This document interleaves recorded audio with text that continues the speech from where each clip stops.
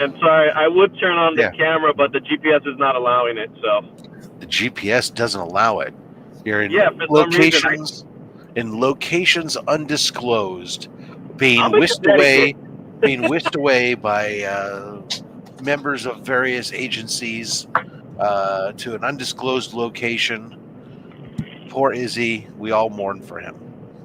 Is the location in Florida?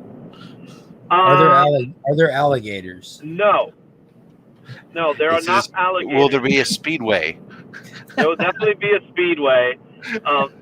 There will be unicorns. Wow. Yeah, it's that kind of place, man. You know, I'm going upwards and onwards. Nice. I got a sun in my face. It's driving me crazy. Good morning to you guys. How are y'all today? I don't care who you have in your face. You don't have to let us know. The sun? Oh, I thought the sun. I thought you said a sun. No, I got the sun. The actual sun. Glowing in my face. I bet she's glowing.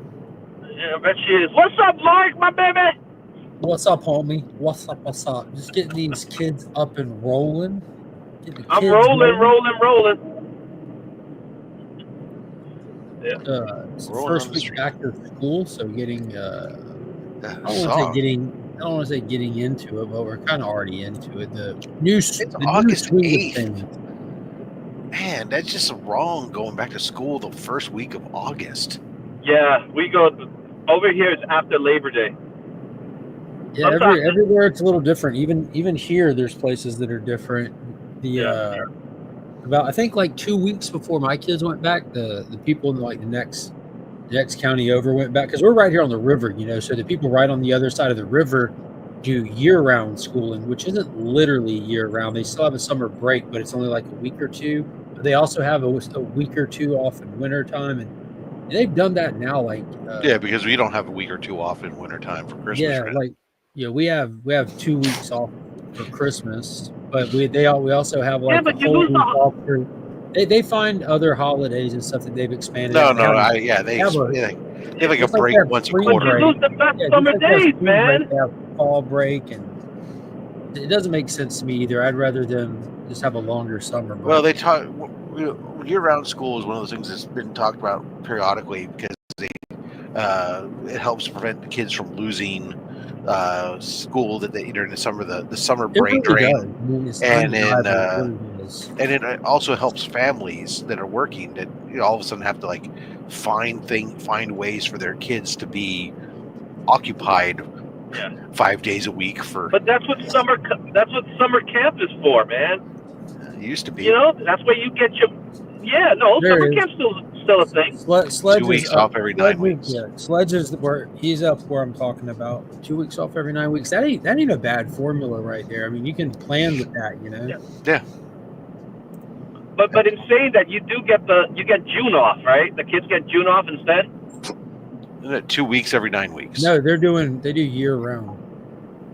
Yeah. Oh, really? Oh. So it's 2 weeks off every 9 weeks, and every 9 weeks is like to get 2 weeks off for good behavior. There's like 4 of those in the school year. Good morning, Bubs. How are you today? Doing great. Good morning. Rolling. Welcome to another beautiful morning with Bubs. You still enjoying it? Oh, I'm loving it. It's beautiful. Yeah, they are nice, man. What's up, Bubs? The dew up my shorts. It's fantastic. I love it. The dude up your shorts? What? The dew at his door. The dude up my shorts. Good stuff. How are y'all doing? Oh, that's a wake up call. Good morning, Christina Payne. Hello there, says Whack. Rob, you got to see. I dropped a video yesterday, a CGC unboxing. You got to check it out, man. Some good golden age goodness in there. Bubble helmets, ray guns, breathing apparatus. You're gonna love it. Oh, absolutely, always. Take a look later today when I'm supposed to be working. Well done. You should get paid to watch my videos. That's the way I feel. Yeah. All these people with memberships they should be getting paid to watch. That's what I think. You should be standing out there on the corner of YouTube with your cash in hand going, here, watch my video, sir. Here, watch my videos. Just throwing out the blooms of the peasants of Agrabah. That's what I'm here to do. If only advertising worked the opposite way, right? People get, you watch, you get paid. The advertisers pay you while you're watching my videos. I might put up with advertising that way. I'm very close to starting my reverse giveaway. I think I'm going to do it. I'm going to kick it off maybe for September. I got to get my boxes ready and be ready to receive all this stuff. Make room in the atomic room. Good morning, hey, buddy. Hey, you ready for another day of school? Mm-hmm. Bye. Bye. That's right. That's right. Boy's looking sharp. Oh yeah. Dude, so yeah, no, that's good. I'll take a look. Today I'm already cheating. I'm going to cheat because I got to post this Ages of Comics thing that we're doing with over in the Black Sheep. They're all a bunch of pansies with their. They say first week. They say one week for these things. So I assume we're doing a full week for Golden Age, right? Sure. Thing. Mm-hmm. Nope. It ended yesterday, according to them. They're all switching to Silver Age today because they ran out of books. They didn't. Most of them only had one or two, and I'm like, I've been posting like 3-4 a day because it's like I'm trying to squeeze in a whole bunch of books without even touching my wall ones. And I mean, I forgot how many I had until I started digging. So today's good. Today I said, "Fuck you guys! I'm doing one more Golden Age because it's Friday Flash Gordon Day. I'm gonna post all my 4-color Flash Gordons in one post." Did you finish your run? Or you're just doing the 4 colors? No. You're doing the 4 colors. I finished my run of all the 4 colors. I still need to get the two of the 4 Harveys, but because I have 1 and 4. No, they're not. I wish they were. They're not ridiculously expensive, but they're not inexpensive either. Especially if you don't want trash. And they don't pop up that often in decent grade. Like you see there's a lot of white on those covers, and so you get a lot of like water stains and dark edges and things. So because remember how great Harvey paper is. God, it's terrible. It's absolutely terrible, which I love. I love that about it because it makes all my low grades. Like when I collect the Harvey books, it's one of my favorite publishers to collect for low grade Golden Age because my books look just as bad as everyone else's. Like they can't. Everyone's trying to flex on me. Like my Harvey book looks just as shitty as yours. So what are you talking about? No, I need to finish those off sometimes. So I'd like to get something mid-grade on it, but it's those the mid-grade ones, Mark, for the Flash Gordon Harveys are like a couple $100. So a few hundred, it's just fine. I finished my Harvey, but I didn't finish my 4-color. I only have like 2 of the 4-color, and I think there's 6 maybe. I think there's like 8 or. I'm way off on them. I picked up a couple of the Kings just to make me happy. Well, send me a little list if you're interested. 1, 2. I'll look. I might be able to look around. 3, Look around. 5, 6, 7. Yeah, there's 8. There's 8 4 colors Flash Gordons. Has anybody eaten at a place called Chips? Fish and chips. No, just Chips. I used to watch Chips. I think it's a gay bar in Boston. Is that a gay bar in Boston? Well, it wouldn't be in Boston because I'm in Connecticut. Well, they got run out of Boston. Maybe. They already had too many gay bars in Boston, so they moved it to Connecticut. I think that's what happened. All right. Good to know. We're here to help. We're helping the people. There you go. Helping the people. Yeah, the four color Flash Gordons, most of the ones I have are like a 5.0, 5.5, but I do have like one that's an 8.0 and one that's like a 7. But oh, nice. I was going to do a registry run on the Flash Gordons, but they put the Harvey, which I don't agree with crossing publishers on the registry. I think it should stay with the publisher. Yeah. But they included the Harvey and the 4-color together as one run, and I don't think they should have done that. But whatever. Well, maybe I should register mine. Yeah, I mean, if they're all CGT and no CBCSers. That is a good question. Do I have one CBCSer in there? You probably have them all PGX still. No. PGX, yeah. Oh yeah, there is a CBCS in there.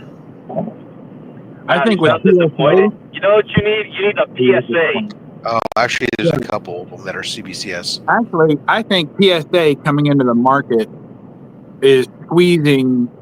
I don't think it's making too big of a hit on CGC or CBCS yet, but I think that they will likely raise to be the second. I think they'll overtake. They've definitely, just out of the gate, already with the reputation that they have, will be above PGX or any of those silly ones where you make your own labels and all that crap. I mean, absolutely. Just because nobody will ever give the others a break, and their slab is better, but we'll see. It depends on the grading, right? And we're already seeing things that people, things are graded 10s that people are going like, "What the fuck is this?" And I was thinking about doing like my next conversion therapy video, actually taking a couple PGX slabs and cracking them out and sending them over to PSA just to see, but I don't know what I'll do with them afterwards, because it's my problem. I can't stand the label so bad. So bad. That, and I don't like the fact. You see, that's what the way that's they what I feel a hide. little different about the label. Is like, I get why people hate it. It's growing on me though. It's like it's not hideous. I don't think it's hideous. I think it's bad, but I don't think it's hideous. Yeah, see, that's how I used to. I don't know. My least favorite label before was the old verified reddish pink label from CBCS. That used to be my least favorite label. Those red ones were and terrible. even they changed to yellow labels and eliminated that. And now the PSA label is my new least favorite label. Yeah, for the same reason. That reddish pink it's just not a good color for a slab. Yeah. The other thing is that PSA doesn't have a signature series either. PSA is like, you still get the red border even if it's signature. It didn't have a gold border on it? No, the gold border is just for the 10s. Oh, lame. So if you get a 10, it's a gold border. We put a little itty bitty microscopic printing on it, and so if you get the book signed, they will recognize it as a signature, of course, if it's verified, but it'll just say signature. There's no distinction. I think what I would have been happier with is if they wanted to keep their distinctive style of the big white, which is with the color border. Yeah. Is if they had just said, "Hey, look, we understand that this is an industry that's pretty established. Most of the brands, pretty much all have the same color scheme," and come in and said, "Okay, we're going to do a blue border for our regular ones, and we'll do a yellow for our signature, and we'll put a purple border for a refurbished or something on there." But kept their same style. I don't know why I always say refurbished instead of restored. Yeah, I prefer refurbished. I like refurbished a lot. Yeah, I like that. I got some books that are total losses. How about this? Certified pre-owned. Certified pre-owned. You see, you guys think like that. Whereas I think of refurbished from the electronics world, where I worked for so long when I was younger, and in the electronics world, it is refurbished. You're doing stuff to bring it back up and to restore it to factory specs. Will remaster work? Remasters the audio. How about upcycle? If I add tape to a book, that I upcycle it? Yeah, I like that. Anyways. There's a remastered version. A remastered edition. It was great. Yeah, whatever. I mean, I'm happy. That one more. I'm happy for it to be the day that there's new competition, regardless of whether or not I particularly care for them or not. Yeah. I mean, I don't have a thing against PSA. It's just and it's so weird because I rallied for so long when people used to hate on CBCS for their labels before. I used to go, man, you guys are just petty and stuff. And now I feel like, why am I being so petty over this label? But it's just so jarring and so different and maybe it will grow on me eventually, but yeah, it'll be interesting. Like Jason said, the sales data will be interesting once. I don't think it'll even be in a couple months. I think it's going to be. I mean, we need a year. Before. Yeah, it has to be a year. It has to settle in. It has to settle down. We have to get enough inventory out there, because one-offs and stuff spike the system and everything else. Yeah, so I don't know that I necessarily trust, vintage books, if you will. I want to see when modern collectors start putting in their, hot variant of the week, and I want to see if those that's already happened, dude. Go that's up already again. Started, bro. No, but I mean like over time, like Rob said. So after a year of these hot book of the weeks, and see what's popped up, Well, they basically they go 9.5 and then they go 10, right? So we're gonna see. So the 10s are gonna be. It's not the same scale, and that's the thing that's gonna screw people up. And so that you're gonna all of a sudden now people are gonna assign the 10. People are going to assign the 10 value that they've associated with a CGC, and they're going to assign it to a 10 value on a PSA, which is not going to be the same. It's going to be more equated to a 9.8. Yes, I agree. I think that will be key. That's if the 10s are in an abundance, right? And they seem to be thus far. Yeah, and CGC is starting to go a little bit towards that route too, a little bit, but they're not there yet. But honestly, I think like you said, it's going to be a year. I think it's going to take a year because it has to settle in. It has to come to the point that numerous books are PSA books already, and then you're going to have to see what's the price comparisons. Also, just overall, customer satisfaction too is a big part of it. Because right now I think what's happening is just like everybody's just, the collectors out there are just crazy for this, just to say they could be one of the first to have it. And that is definitely going to put the price of the book higher than anything else. And honestly, it's not the real price of the book. We're going back to a 2020, 2021 situation with those books. Yeah. So it'll be definitely something to keep an eye on. It'll affect the market, and the question it'll be up to everybody, the collectors to decide. At the end of the day, is to how do you value one company's against another, and it's already to some extent it's good that they're going to have a completely different grading scale, just because I think the fact that different grading companies who interpreted the scale differently, having the same scale, caused confusion for people where they assumed automatically that a 9.6 was a 9.6 was a 9.6 across these different companies, even though they might vary slightly. But now that you're going to switch to, this one's going to be 9.0, 9.5, 9.10, all of a sudden you're going to have a lot less gradient there at that top end scale.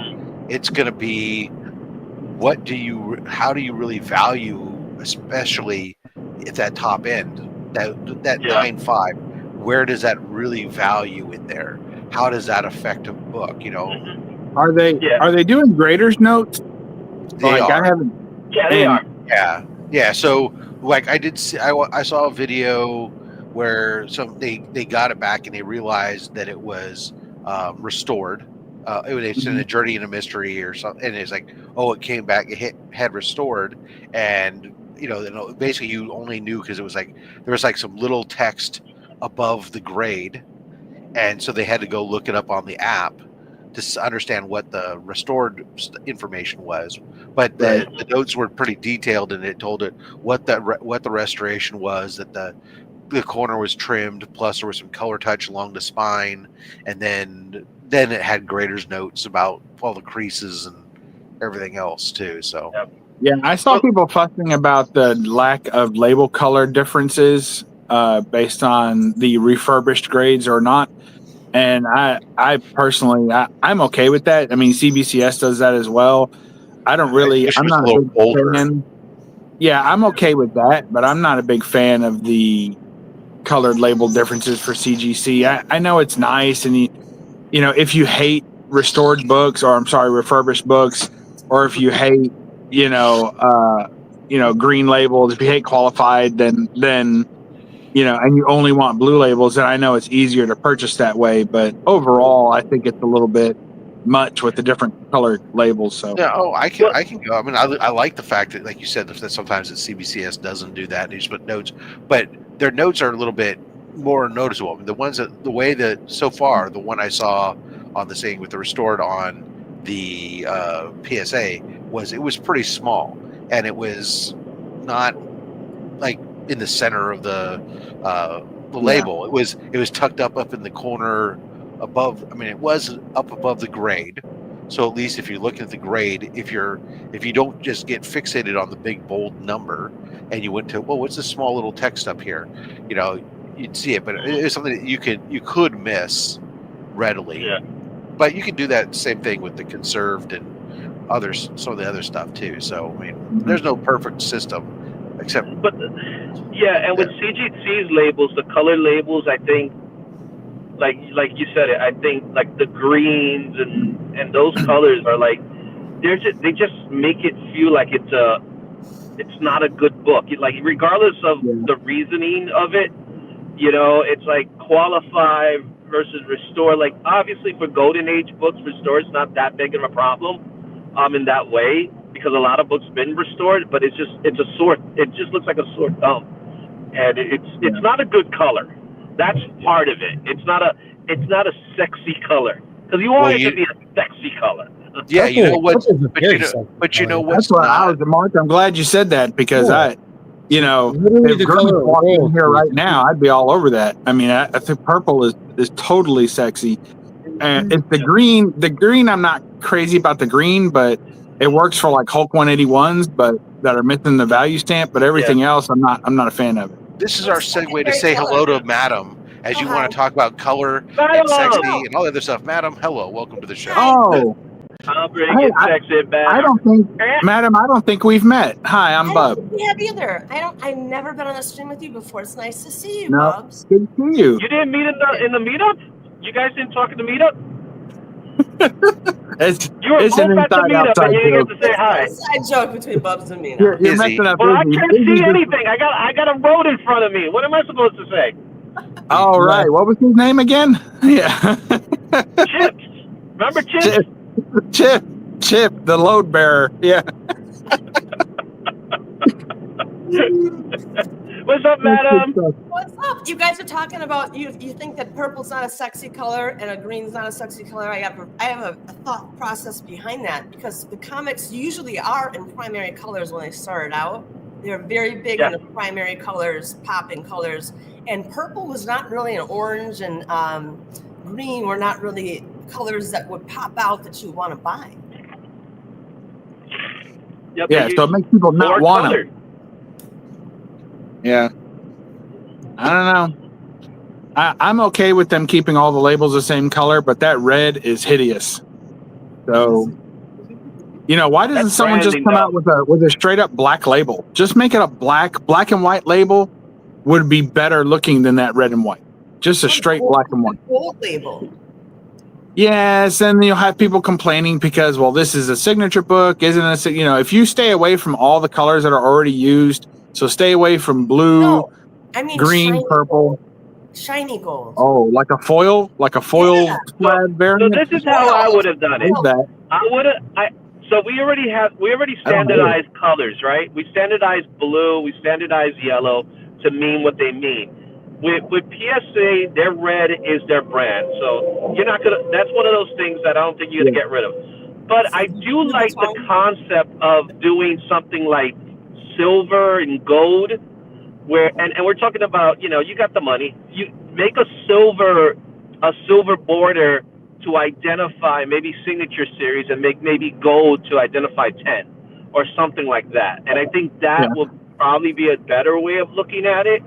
You're not getting rid of that red. That's their brand. That's not going anywhere. So what you want is maybe a company that comes in and lets you just make up whatever label colors you want and dress them up however you want. Oh, we already have that fly-by-night crap storm. I can't stand that. Call that PGX, man. No, they already have. What's the name of that one? EGS. Yeah, expert grading. is the one that does it. Yes. Yeah. Yeah, they look. I'm sorry, they look terrible. Well, they do look terrible. Well, hold on. So the EGS in their current slab, they don't look horrible, and actually some of them can look downright really nice. But it's just very different. Their slab still isn't it's still basically the same slab that PGX uses, except that they have some extra pin connectors, so it's not quite as bad. But it's definitely a big improvement over their initial when they were using the comic skins. Look, I don't know what that guy's pronouns are, so it's okay if you're calling him a they, but there is no they. It's a single dude who is a self-proclaimed expert grader. So at that point, there's no they. There's no. It's just a dude. It's the same as PGX. It's one dude, one grader, grading books in his garage and printing out some nice labels for people who want extra color on their book. PGX is 4 people. What are you talking about? My mistake. I think I made a little cartoon, a little drawing one time of like who you wish was reading your stuff at CGC, and has a picture of Jesus, Iron Man, and Batman all there. Something. Stan Lee was there too. I don't need him grading my books. He's too judgmental. I don't need that. I need somebing with some soft eyes grading my book. Give me a better grade. Halo. I didn't even think about Halo. Isn't that Australian brand? Yeah, Halo's Australia, and then there's another ECG or something, which is in Europe, the European Comic Graders or something. I think Halo slabs come delivered in a roux pouch. They just hop around. They come with wings. Yeah, that's nice. Oh man. All right. Well, it's been an absolute pleasure hanging out with you. You guys got to start earlier. I'm out here. Watching YouTube for an hour now. You guys finally drag on. It's not even 5 o'clock in the morning yet. Okay. 7 where I'm at. It's 8 over here. Okay. It's been a pleasure hanging out with y'all, madam. It's good to meet you again for the first time. Good to meet and you. I'll for the first time, for the last time. First and last time again. I'll see you again next time for the first time. There's Dave. Morning, Dave. All right. We'll see you all later. Be good. Bye, Bubs. Take it easy. Take care, Bubs. Bye, Bubs. Look at that, telling us to be good. How dare he? This is Bubs you're talking about. A lot of pressure is putting on us. I know. Yeah, now I got traffic. Thanks, Bubs. Freaking traffic. Blame for the traffic. Do you understand? The show starts in about 5 hours, and I gotta be there. What show was it? Terrific Con. Ooh. You doing some commissions there too? If people want them, I brought some stuff. Okay. Yeah, I'm not tabling or anything like that. I'm just hanging out. Oh, you're loitering. Sure, that's what you want to call it. Soliciting is probably the better word. He's a paid solicitor.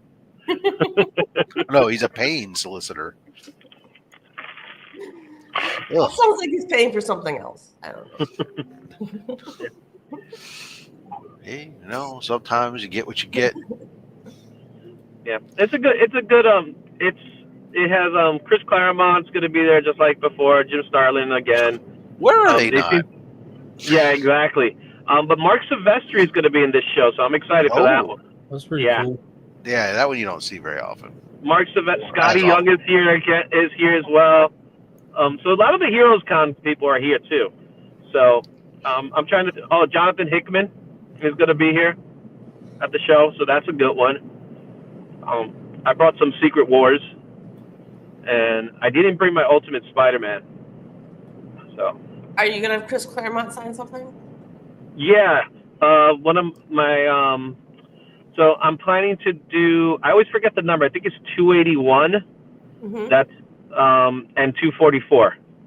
But Sylvester is going to sign both of those too. That's my goal.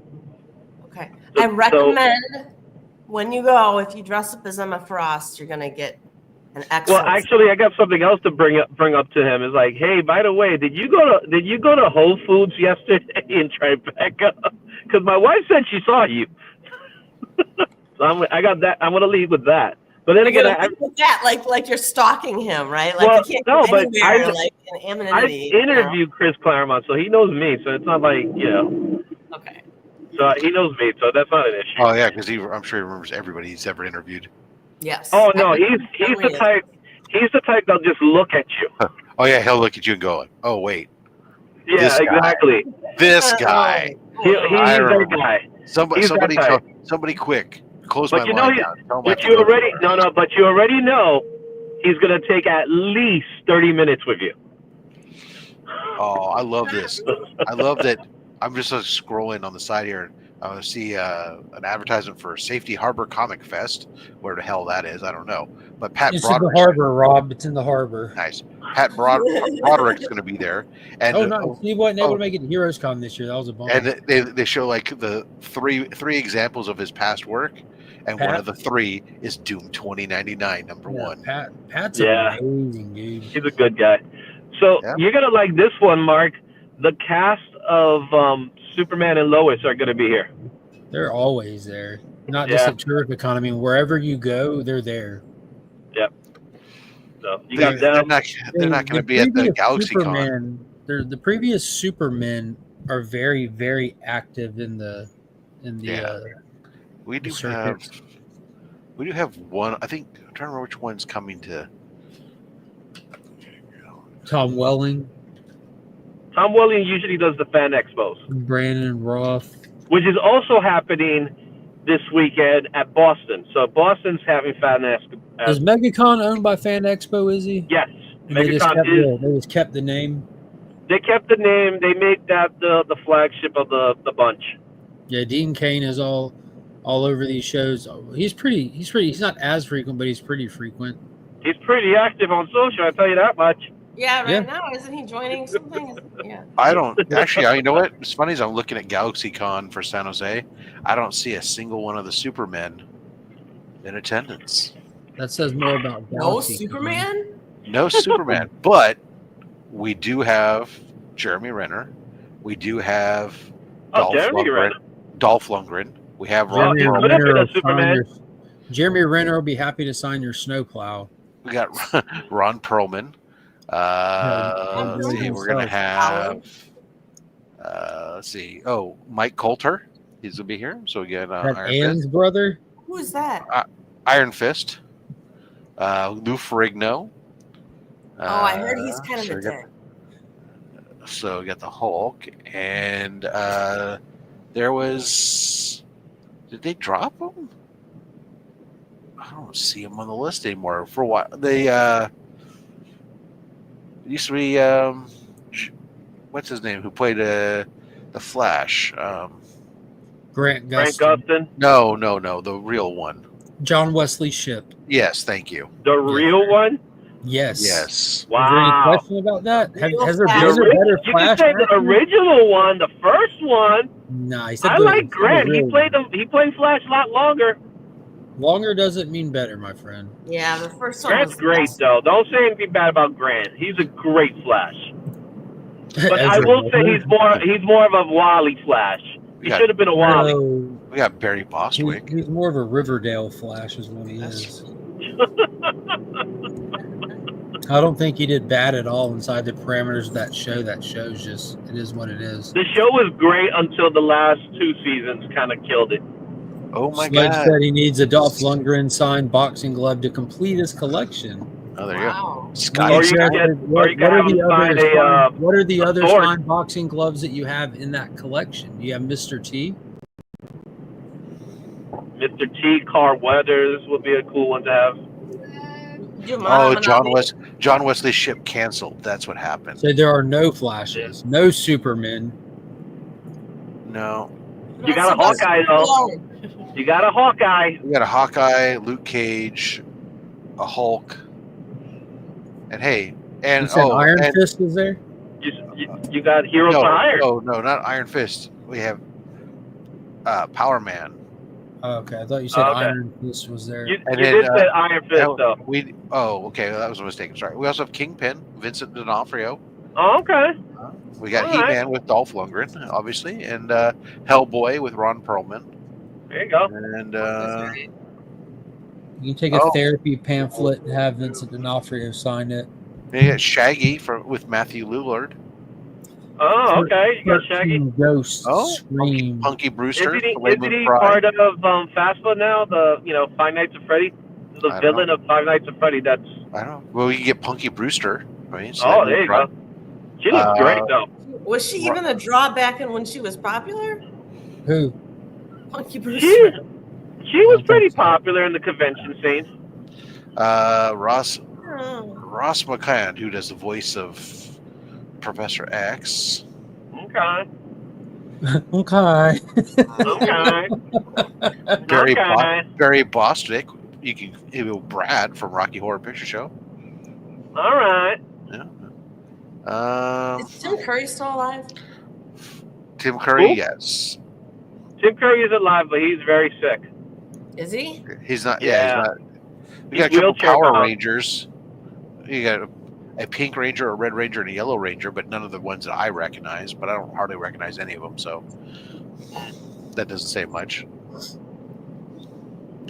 I only care about one Ranger, and his name is Walker, Texas Ranger. We got several voice actors from the X-Men '97 cartoon. Voice actors, come on. Yeah, I'm not a big. I don't care about. I don't even need to know what they look like. I just want to hear their voice. I'm here. I gotta record them talking to me. I'm here to actually just focus on some of the comics, and I got a couple commissions set up. So, which commissions do you have? I have a commission with Bobby Breed. I got a commission set up with. Was that guy? No, I'm looking at the name. See, I already got. I have one. I have one that he's put me on his list for Dave Johnson. Oh, that's a good one. Yeah, and then I have. I don't remember who I already got the picture of. I don't know. There's another one I've already got. I can't remember the gentleman's name. Oh, Brent Schoonover. I have his. He actually sent me he sent me a picture of it already. It's freaking amazing, which is great because I had him do Green Lantern again for me for the JSA because I was not overly thrilled with the one I got at Heroes Con, and this one is beautiful. So I'm thrilled. Can you show the one you're not thrilled with? I have in the past. I don't have it readily available because it's not in front of me. Sorry. Okay. But it was Gavin Guidry had done it, and he just kind of. It wasn't bad. It just wasn't as good as all the other JSA. You didn't like it. That's all. Let's be honest. You didn't like it. All the other JSA sketch covers I had done that weekend were people killed it. Mm-hmm. They put in all kinds of effort. They killed it. His was just. It was okay. I mean, it was basically just lines. It was like a line, didn't have a lot of shading or other thing to give it the full textures and everything else. So yeah, it wasn't. It's more of a gesture drawing. It was what it was. It was an epitome of a sketch. Yeah, exactly. It was an actual sketch where the other ones were art. Yeah. So, that's fine. It wasn't it wasn't polished and complete, so. But hey, now there's one that I got the picture of it. It's really good, so I'm happy. So my question for you, Rob, is when you got the image, what was your response to it? Like, did you respond with, "Oh, this is great," or "Oh, thank you"? Which one? The one that you said, the one that's subpar. Oh, Gavin. Yeah. I just thanked him, and we were talking about other stuff. I was like, "Oh, hey, this is really cool. Thanks." And I was like, "Thank you." So just look at him, just say "thank you," turn your head down, and walk away. or leave it on his table. Go, "Thank you," and then turn around and walk away. Or do one of those things where you get the comic, just put it in your box, without just taking a quick glance at it. "Oh, thank you," and just put it away, instead of most people where they'll look at a picture and they'll stare at it for a good 5-10 minutes before they go. If you didn't want to just leave it on his table and walk away, you can at least turn around. You turn around, you pick up. Oh, look at that! It's a sketch cover. And then you turn around and find the first kid that walk by. You go, "Here you go, kid. Would you like a sketch drawing?" And then the kid looks at it. "What do I want this crap for?" It's not Pokemon. I had something similar. I did a sketch for somebody. They wanted I think it was a Batman or Spider-Man, something like that. One of the popular characters, right? So the dad, he's with his son, and the dad says, "Can you get me a Batman or Spider-Man?" It was one of the two. So I did a Batman, I did a Spider-Man, I did a full color and stuff like that. And then the dad gives the comic to his son, right? Now the dad he loved it. He thought it was he thought it was awesome, right? And it was in Staten Island. I remember it was a Staten Island show. And then he gives it to his kid. "Look, son, look what I got you." And his kid looks at it and is like, "What's this?" He's like, "It's a comic book. It's Batman. It's Spider-Man." And then the kid says, "Oh, okay." He gives the comic right back to his dad and just walks away. Well, you know who you did that commission for.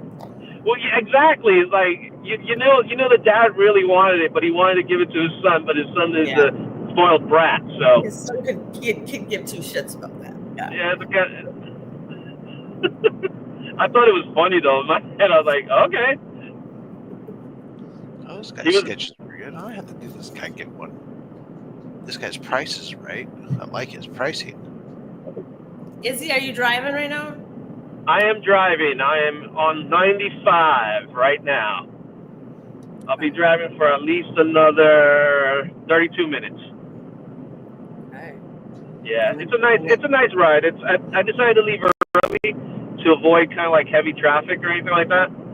No, you decided to leave early to avoid traffic. Yeah, that's what I wanted to do. Avoid heavy traffic. Wanted to leave early to avoid heavy traffic. Aren't you in heavy traffic right now, though? Well, traffic is traffic, regardless of whether it's heavy or not, right? Exactly. So that's traffic. Yep. But there's not a lot of cars on the road. I am looking at this guy, Dexter Vines, and he's going to be at the show. Dexter Vines is pretty good.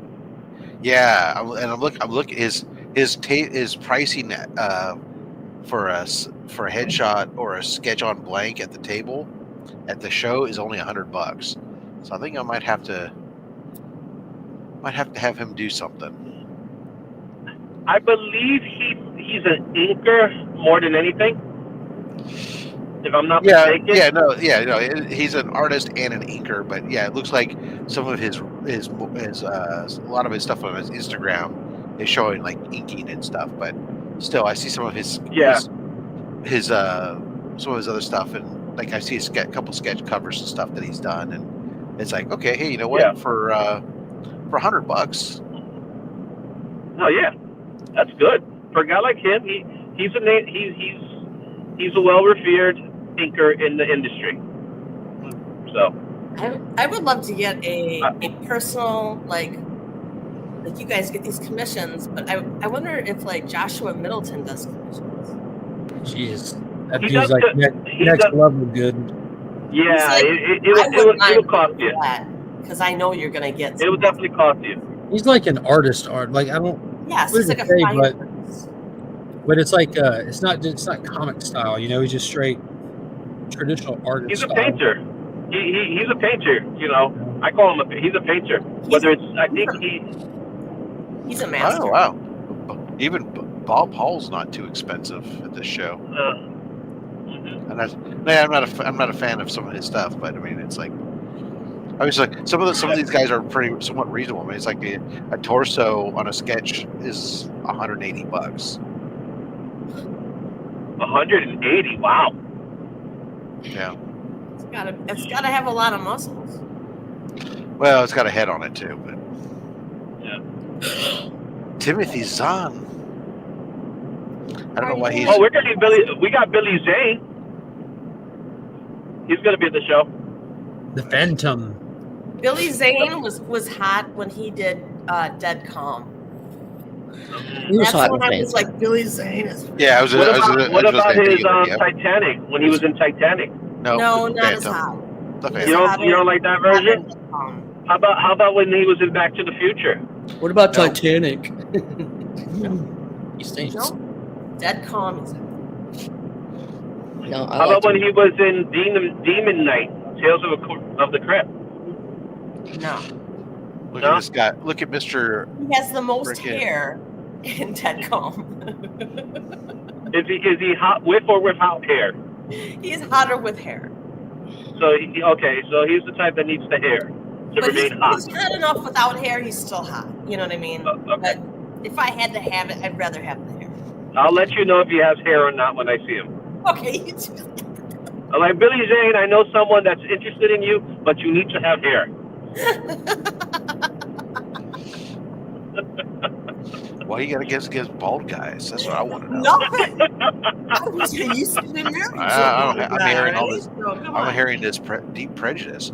He was in Tombstone. You got something against the bald community? No, I don't. Some men, when they go bald, become more attractive because their head has a great shape to it. You know what I mean? There's structure of their skull. It's good. And it all works out. Yeah. Some guys, when they go bald, it's like it doesn't work out. And some of us you just don't know. So. Yeah. Is that Caroline that just walked in? Yeah. No, she here, but she didn't walk in. Click the button, buddy. Yeah. Well, in my view, she walked in. I did. Well, I walked downstairs from my bed. You walked downstairs alone or in pairs? Talking about? And over your neighbor's dog? She strolled in. I walked in with my cat. Downstairs with my cat. She jaunted in. Did you? Yeah. Did you coming down The cat was like, meow, meow, meow, meow. in your I pajamas? descended from heaven to grace you with my presence. Oh wow! Slash the upstairs. Oh, she is. Yeah, exactly. Or And on the third day, was it an upstairs downstairs situation that you're the aristocracy and you've come down to grace us lowly peasants in the downstairs? well, somebody's got to tell you peons what to do. You got a good heart, Well, man. I'm glad that Thank you for one of calling the me a peon. one of the many services that you provide is. Peon? I don't think I've ever been called a peon before. So. What about a pleb? Really? No, I've been given other names, not those. most of them are Spanish, though. Oh, like puto. No, not that one. Oh, is that bad? I can't say that that? one. Right now. Oh, sorry. That was a rough one. I'm sorry. It's the only one I know. It's I know okay. that and like enchilada. That was the only affection. That was the affectionate term his dad had for him. Oh. He's a lovable one. Rob, you want to link with this?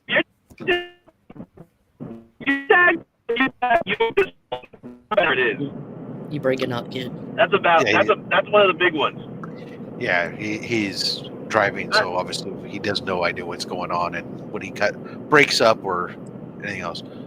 What was that, madam, you were saying? I was just asking if you knew any of the Well, I can hear you guys.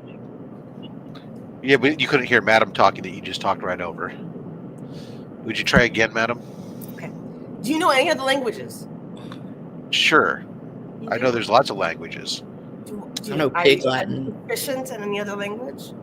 Do I what? Are you proficient in Romanian? No. Okay. I don't speak Romanian at all. Okay. Is there any other language you do speak? I learned Spanish as a kid, and Canadian English, yes, and I speak Australian English, and I speak English, British and, English. Yeah, English. Yeah, exactly. But I don't speak enough Spanish to matter or have a conversation or anything else. I think at this point in my life, it's like, and living in California, I grab pieces and I can say certain things, but like no habla. I'm not even conversationally, I can't even like pass on stuff. It's like, okay, I can say certain things really well. Like para información en español marque dos. So you're that asshole. Okay. Yeah. He's the movie phone guy. Yeah. I can say. I also, living in Arizona, I've picked up some. I can say 95.FMK ese hoto ese radio slan escucha. I can say more salsa, please. Yeah. What did Evo says he can speak English, Spanish, German, More Japanese. salsa. Yeah, Japanese. it's good. I love that. I mean, the other language I learned a little bit, and again, I don't communicate well at all. And it was really young. I learned some American Sign Language, and I have used it spot here and there, Really? but not. I don't practice it, so it's not. It's very difficult. But You're saying you could have filled in for Obama when that guy was signing in Africa? No, I'm not saying that at all. No, and That's what I heard you say. My kids are far better than I am because my kids, that's what they took in high school for their foreign language was American Sign Language. Oh wow! So they each took like 3 years of ASL. Yeah. All the American Sign Language I know is called inappropriate. Yeah, no. For the most part, my other language that I speak is American contract law. I speak American contract law and legalese. That he does. Well, so here's the thing, Mike. You speak on well too. I think that there are different minds that learn different things more readily, and like my brother. He can pick up a language. He has just always been like since 8th grade. He was translating Harry Potter into Latin. And it's like, all right, you fucking nerd, just calm down. And he's always been good with that, but like he's never been that great at math or whatever. And I math like a motherfucker. Right. But like I took all they had was French in our fucking school. Yep. I took some of it. I went to France. I don't know shit. Yeah. All she knows is oui. I took years of French. Don't know. I took 2 years of Latin though, because I'm in science, and that helps me a lot at understanding what words mean, like the roots and different definitions. And so I enjoyed Latin quite a bit. I think that Lady F, the difference was that her brother was translating Harry Potter into Latin, she was translating it into Elvish. George said Spanish, Greek, a little Japanese, French, and Spanglish. Who here speaks Klingon? I know. That's what we really want to know where they are. I know Spanglish. I'm really good at Spanglish. We call it spinach around here. What language did you say, Rob? Spinach, Greek, Japanese. Greek, the mother language. Okay, what aggressively reacting says, I did sign language in high school. Do you know how hard it is to learn a language with your hands after drinking Boone's Farm and Zima's with a voice? Wow, drop Zima. You brought me back with those alcoholic drinks, my God. Bro. Yo, the wine coolers. Boone's Farm, Bartles and James, and Zima. That was the high school thing for Mad Dog 2020 or 40, whatever. Mad Dog. Yeah. What they stole from their moms. God. Yeah, but like definitely Boone's Farm and like the fucking wine coolers and shit you'd steal from your mama. Actually, the first thing I stole from my mom was tequila right out of the cabinet. And You're crazy. While I was going out with my friends that night. So I poured a whole thing of tequila into a cup, and then I took the tequila and I filled it back up with water and just put it back in there. And hopefully, like, her guests at her next party weren't like, this is really watered down tequila. My God. I'm sure they were. They didn't notice the difference and still got drunk. I know I got drunk. Boone's Farm gave me headaches. I'm not going to lie. All the sugar. I got my first buzz, though, off of, what is they called it? Bacardi Ice or whatever? Oh, I remember Bacardi Ice. Bacardi. God, I drank like 3 of them bitches when I was like 19, and I was like, I got the spins. Bacardi is a common. It's a common Spanish drink. Cause well, for rum, yeah, but like this was like fucking cheerleader beer. It was like my buddy. He was a teacher's kid in high school. He was such an asshole, but he was nice, but like a troublemaker. And he was like, "We're going to my mama's farm, and you're getting drunk." And I was like, "Okay." I didn't care. I was 19 and ready to understand. I was ready for such an experience. You were older already, like. I didn't do shit until I got out of high school. Yeah. I didn't do anything. I was a fucking quote unquote angel, but you were that's why you fell from heaven, right? Hell yeah. I descended by choice. Evil says my first drink was a Long Island iced tea. Someone fucked you up there. Long Island iced tea, man. I used to have those all the time. Yeah, but they're not. Long Island iced tea is basically dangerous. all the liquor and like a little bit of Coke and lemonade on top. I have my case. I had my share of Long Island iced teas. You drink one, and then you stand up and you're like, oh, whoa. They're not the same. They're not equal. Among other cocktails, they're like a crazy one. They're like the fucking hand grenade of drinks. A good shot though. When I was bartending, I would offer people a California highway shot, which was basically when you take up the mat from where you've been making all the drinks, you take it and you pour it into a shot glass, and that is your free shot. And why the hell was that a fucking? You named that a California highway shot? That was just what I was told it was called. So. Wow. No, I don't. So I remember going to San Antonio. I went to San Antonio for a business trip, and I stood there for a couple of extra days, hanging out with a couple of friends that lived out there. And we went to a club, and they had superhero themed drinks.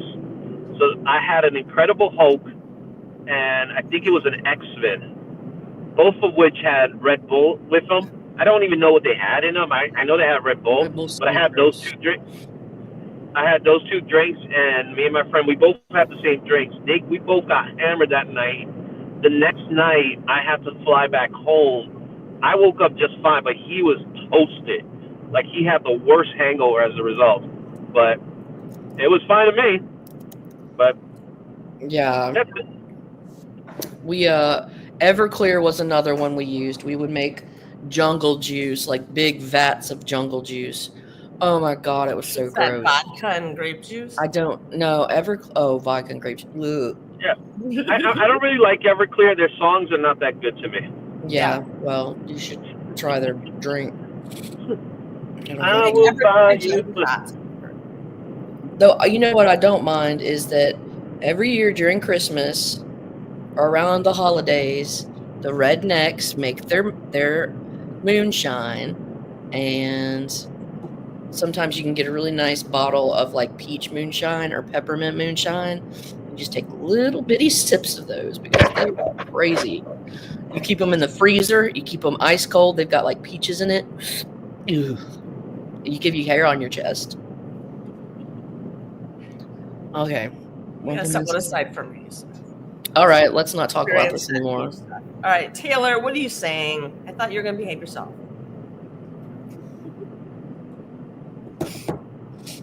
Look what I found a copy of.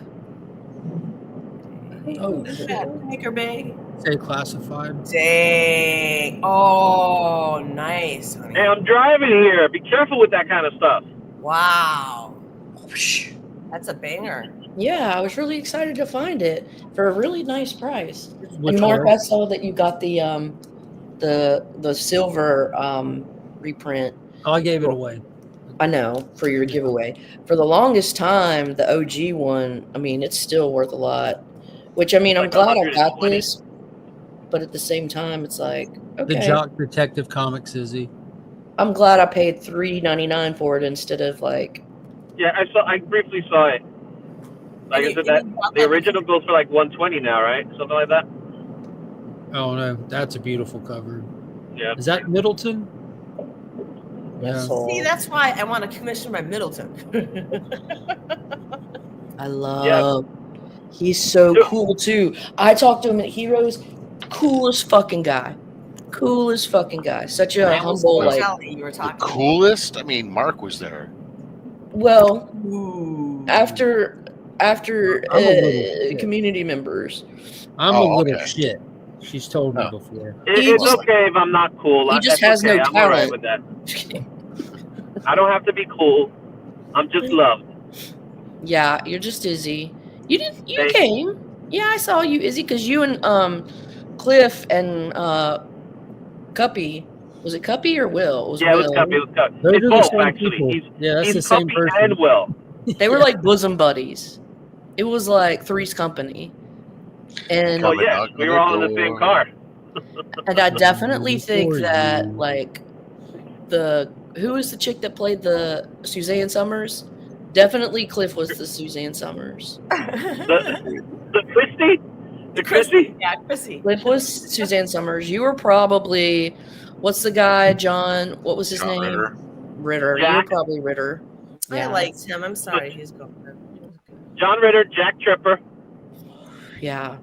So Cuppy was Janet? Maybe. Okay. I like John Ritter and Sling Blade. He was great in that movie, I thought. Well, so was Billy Bob Thornton, but I mean, John Ritter there's a video out there of Robin Williams doing stand-up, and John Ritter was there, so he called him up, and they did some improv together. It's actually really fun. I've seen that. Cool. Yeah. Yeah, they just did some improv together, man. Robin Williams, obviously, he was, always coked up, so.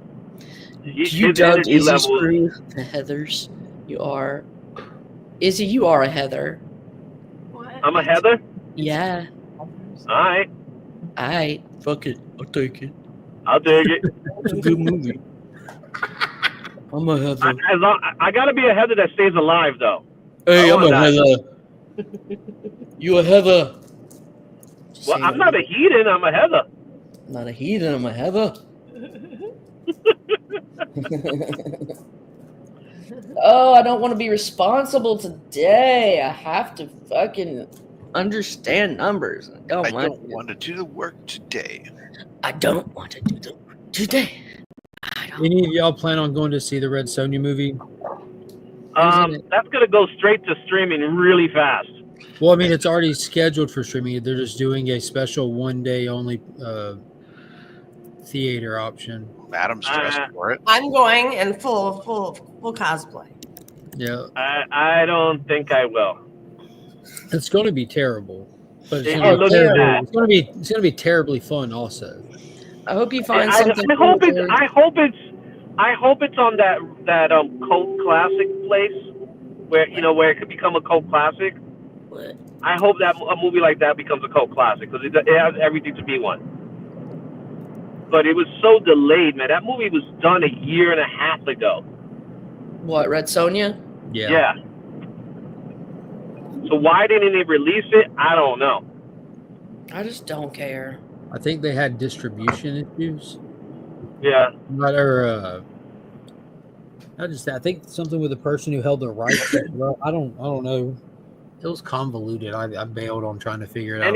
Any known actors are in it though? Like any actors that anybody knows? I don't know who you know. I don't know who you know. Well, you know what I'm talking about. Actors that people actually seen in other pictures. No. No, I don't know. I don't know Real what other actors. I don't know what other pictures you've seen. Pictures that are in screens. Some of those screens are owned by AM. Oh, well, when you put it like that, the answer is no. Okay. Yeah, I don't think there's any like Yeah, we're talking draw. about things that people you've seen in internet videos. Well, I've seen a lot of different kinds of internet videos. I've seen a lot of things. I got my tickets. Sometimes to you need approval to go into them. Are From you 2 girls, 1 cup to fucking terrorist beheadings? I've seen it all. Right. God, the internet. What a shitty thing. And a human centipede. Are you wearing a costume, madam? Internet is a human centipede. No, like this me. is what I sleep in. Yeah, that she's read Sonja all the time. What are you talking Normal about? old Stephanie. When she goes to the swim Wouldn't pool, it- she sprays- would it be she's put on a little awesome- WD-40 and Wouldn't it be awesome if you go to one of these conventions, these pop culture conventions, and the actor or actress that's in the convention was like the third person in the human centerpiece, and that's like they're only known for. Yeah, so I was the third person in the human centerpiece. Like, wow. There's a reason I haven't seen that movie because you Like- can't unsee stuff, and I don't. oh, that's something you can't unsee, man. But like, how would you feel to be the third person? Like, I would want if I was a part of the human centerpiece. I either want to be the first person or I want to be the last person. I don't want to be the center person. I would. You wanna be the last If you were person? forced Is to it be in really- it, there's only the first person option. That's literally the only only first option. person option. The in only that first person scenario. option? Yeah, that's it. I don't know why you want to be the last person. I let it all go. This is what Red Sonja's going to be like. I don't like this conversation. Yeah, You've seen it. Done. Why I don't even like go? this conversation, Izzy. Caroline, when was the last time you went to the big screen? What did you see? How long ago I was it? saw. I want to say it was Wolverine and Deadpool for the second time. No, I've seen something more. I can't remember. Oh, it was the Captain America Brave New World. Well, you wasted one. Oh, by the way, the Black Captain America, he's gonna be in this show too. we call it Sam Wilson. Unreleased. Or Sam Anthony. No, not Sam Wilson. The guy before him, the first Black Captain America. I don't remember his name. Isaiah Bradley. Isaiah Bradley. He's gonna be at the show. Yeah. So The first Black Adam. Is that what you're saying? No, they first Black retconned comics and said Super that the Serum. first Super Soldier was Yeah. a black guy that the government did him wrong. Cal Baker, the creator of the book, he's gonna be here. Well, listen. Unreleased Simeon was in town. And he was like, "Hey, you want to go see a movie?" And I was like, "Yeah." And that was what it was showing, and I didn't care what we saw because I was with my friend. There you go. You were there for your friend. You weren't there for the movie, right? Friends. Well, I was there for a Many little of us both, have but them. more Friends. friend than for movie. I was like there for 93% friend, 7% movie. It's good to go see a movie every once in a while, I hear. I like it, but also I hate people. Yeah, Yeah. that's why I But go you Sunday don't. mornings. But you And I don't hate do the loud noises. The loud noises. In the are big too group, I'll say fuck them all, but like if you give me a 1-by-1 session, I'll be like they're all right. I was about to say, if you hate, I test your hate people limit every day. I know you do. I don't like good numbers, but that's why, Lady F, I go to see the cinemas on Sunday morning at 8:30 or 9 o'clock in the morning. By You himself. figured it out. You got your own little Yeah, solution. it's very sparsely populated. Life of Chuck, Jurassic Park, Superman, and Fantastic Four. And I So don't. Superman and FF are the two that I would have preference for, and Thunderbolts too. Yeah, I just went last week and we saw Naked Gun. How was it? I heard nothing but good things, Rob. Is it true? It was. Was it nice So- seeing Neeson? Yeah, I mean, look. Here comes a classic Rob. Nah, it's okay. I feel like there's a butt coming after he says it. Go ahead. With any of these movies, there's parts of it that hit better than other parts. And what what's good about it is that it does continue along the lines of the originals, but is very different in that it leans more into some of the action, the police type action movies versus the procedural. The original Naked Gun was more procedural stuff, whereas this has a lot more action sequences in it, which they lean into for some of the comedy stuff. So from that aspect, it's very interesting. With some of it, it's one of those movies that though I could see where people would say there's no need to go see it in the theater. It's definitely a movie you could watch at home streaming, no big deal. And but overall I enjoyed it. Does it hurt to resist a good time so heavily? No, I did have a good time and I did enjoy the movie, but at the same time, look, it is what it is. It's a comedy. It's a comedy movie, parody comedy movie. It's not going to be a movie that's you're going to say, "Wow, this is an amazing, the best thing ever." But it was definitely a fun, and I hope that they continue with the franchise. And Mark Robb has seen a lot of movies. And hasn't liked them. He has seen a lot of movies, so he has knows. never liked a single one. He's So consistent. He knows You know our good friend, the adventurous one, Joseph Michaels. He rates all movies 8, 9, or 10. Those are the only 3 numbers. Doesn't he get screeners though? Doesn't Joe get screeners?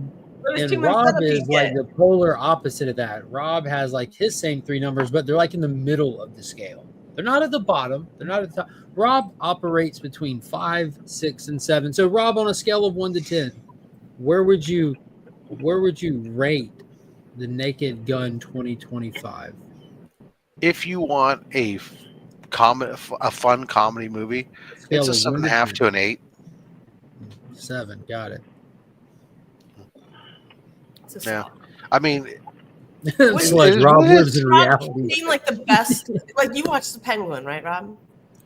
The TV show? Yeah. Yeah. Okay, how would you rate The Penguin? It was a good solid 9. Yeah. Holy shit! Yeah. Yeah. I agree with that. Fair. That's fair. Yeah. Would you give a 9? The Penguin. The Penguin Or TV show. The Penguin. That was like the best show of the year, I thought. I would say And it was cool. I peer pressured you into. I was like, you got to watch this, bitch. I mean, I give Fantastic Four an 8.5. Give it a solid 7. It was good. I need to see it. A what? A solid 7 inches. 7. Old school comics that he finally got home to see Fantastic Four is incredible. Such a shame it's not doing better at the box office. Yeah, Everyone I've seen come out says. All right, guys. I'm gonna have some breakfast. Bye. All right, dude. Yeah, I'm gonna have some breakfast at the Denny's. Right. Okay. Au revoir. Enjoy. We're gonna have some Denny's breakfast. Yeah, we got it. I will see you guys a little bit later. Mm-hmm. Sledge, I take back my initial assessment of Rob. What? he didn't enjoy Fantastic Four. Oh, see, I liked Fantastic Four. I thought it was a really good movie. Yeah, I agree. I agree. I Mike bought agrees. the season of Penguin so I could watch it. It's just some really good performances in that. That chick good that story, did good performances, good set pieces, good directing. Like Really great. It's HBO. Like they really bring the quality. So if you're into the subject matter of whatever show it is, it's going to be at the higher end of that. If it's a comedy show, if it's a procedural drama, if They're responsible for Game of Thrones, aren't they? they're very responsible for Game of Thrones. Volley. You cannot touch that with a 10-foot pole. Oh, I don't. Trust me. I don't care about it. No, it's amazing. I will shit on Game of Thrones so fast. Yeah, but you never watched Game of Thrones will shit I on have. And I saw a woman queef a black cloud and a dragon egg popped out. And I said, fuck this shit. This is ridiculous. That's just when the show's getting started. All good stories start with a queef. And a black cloud queef that begets a dragon. Quite literally a witch. Queef a dragon. Bitch, queef you're not into I said I'm done with this shit. This shit didn't really happen. Everybody knows you don't queef dragons. You shit on them. No, all the dragons get made. Yeah, the Marvel brand is finished. Yeah, Game and House of the Dragon were both very good. I agree with that. I can't wait for like the next installment. Yeah, I hate that it's such a long wait. From what I understand, it's going to start just completely off the rails with the war going on. Really? When is it supposed to come out again? I don't know. April or something? Oh, I'm sorry. I'm a grown-ass adult who likes fucking Tolkien.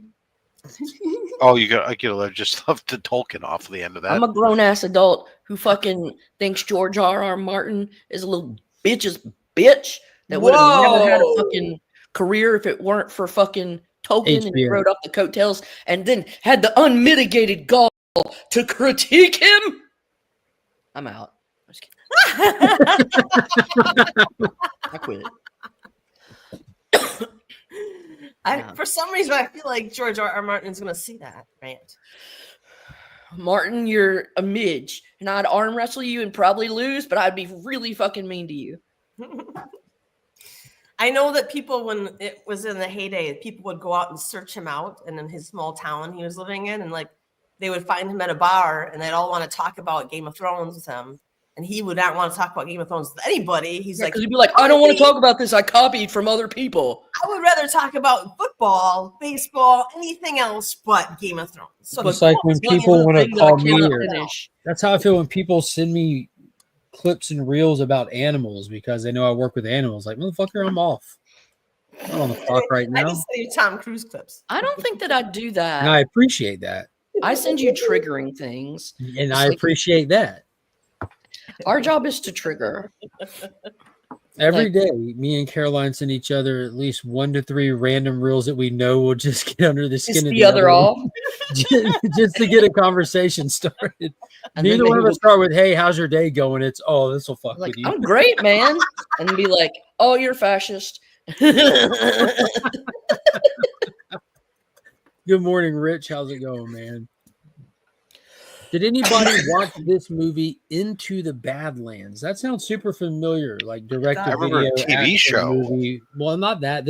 I think the movie predates the TV show. The TV show was that A&E one. Into the Badlands was a direct-to-video movie in like the late 90s, early 2000s, I believe. Well, are we talking about was it about C.S. Lewis? No. No, there was something about, it was called, there's a movie about C.S. Lewis? Yes. Yeah, Pop showed me this. This was the 90s, Into the Badlands. Pop's had this. Isn't it what's like Anthony Hopkins or something? Yes. Remains of the Day. It wasn't Remains of the Day. It was no. Shadowlands. That's what I was thinking. You're like, Badlands. It's Shadowlands, but it is really, really good. And it's Anthony Hopkins, and he plays like the story of he plays C.S. Lewis. There's a bunch of Into the Badlands.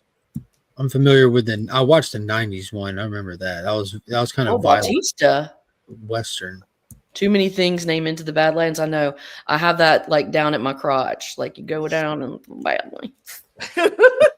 Wow. Okay, I don't really have an Into the Badlands sign by my crotch, Rob. It's a tattoo, isn't it? Right above, Bruce Dern. That's it. That's it. Yeah, so that's the one that whenever I hear Into the Badlands, I remember from being a kid because it was like a Western, but it has like supernatural type shit. Laura Dern's daddy. And it's kind of like more violent than your standard like PG thing back then. And that just kind of stood out to me as a kid. But I think that's the one I'm thinking of with Bruce Dern. Aggressively Relaxing says Game of Thrones books were great and a very different place than the show went. I watched the first season of Game of Thrones, and I had to know what happened next, so I picked up the second book, and I read all the books of it. He also thinks Star Wars novels are good, and Rob's going to say I do too. Star Wars novels used to be good. Mm-hmm. Back in the day, they were. You can actually say, you can leave novels out of that sentence, and it's accurate. Star Wars used it's to a be spaghetti good. Western. And on that topic, huge congratulations to the legendary Gina Carano for fighting the mouse and winning. She settled. Congrats to her for not backing down, not being intimidated, bullied by the mega corporation that y'all are all going to now attempt to support their overreach in controlling individuals and their speech. Go for it. Do that. Huh? But Oh, Gina no, Carano, she's settled. They gave her a little block of mouse cheese and she went away.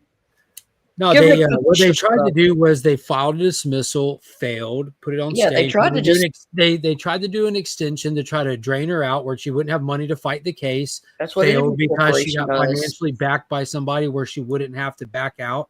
And then they tried to sit there and bullshit her again. Eventually, as soon as it got to discovery, which it went to discovery, they didn't settle before discovery, went to discovery, and before going to trial, they begged her to take the money so they wouldn't have to admit to any fault. She was able to get enough money and a public statement from them stating that she was an amazing person to work with. Everyone on set loved her.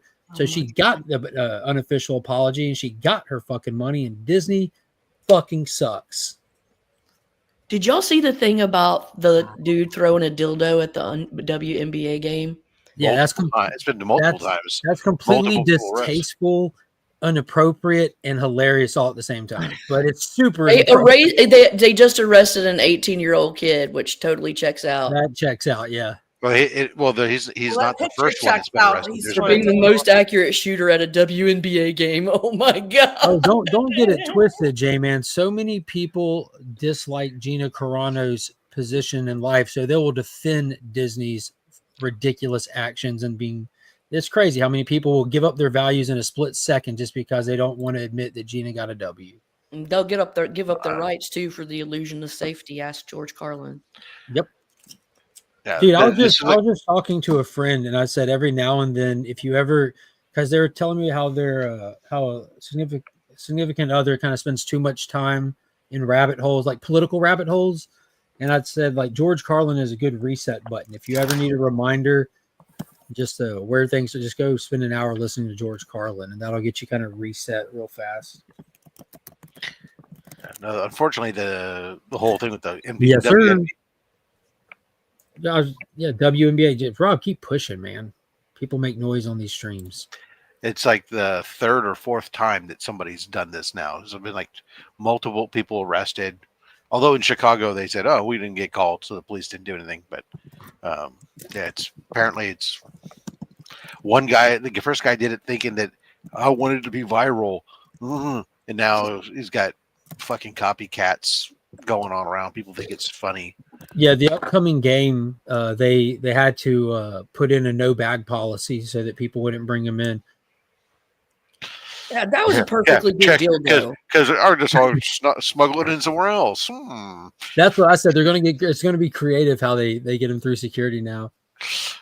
Why are you waddling? Yeah, and when Disney tried to do the classic tactic of draining someone dry and dragging them through the system so that you can win, she got backed by Elon and said, "No, I'll pay your fees. Just go about your business." And yeah, Disney tried. I don't know much about that, but from what I've heard in hearsay, I support her. I thought it was completely bullshit based on what I heard. I don't know the truth. I never dug into the facts and details, other than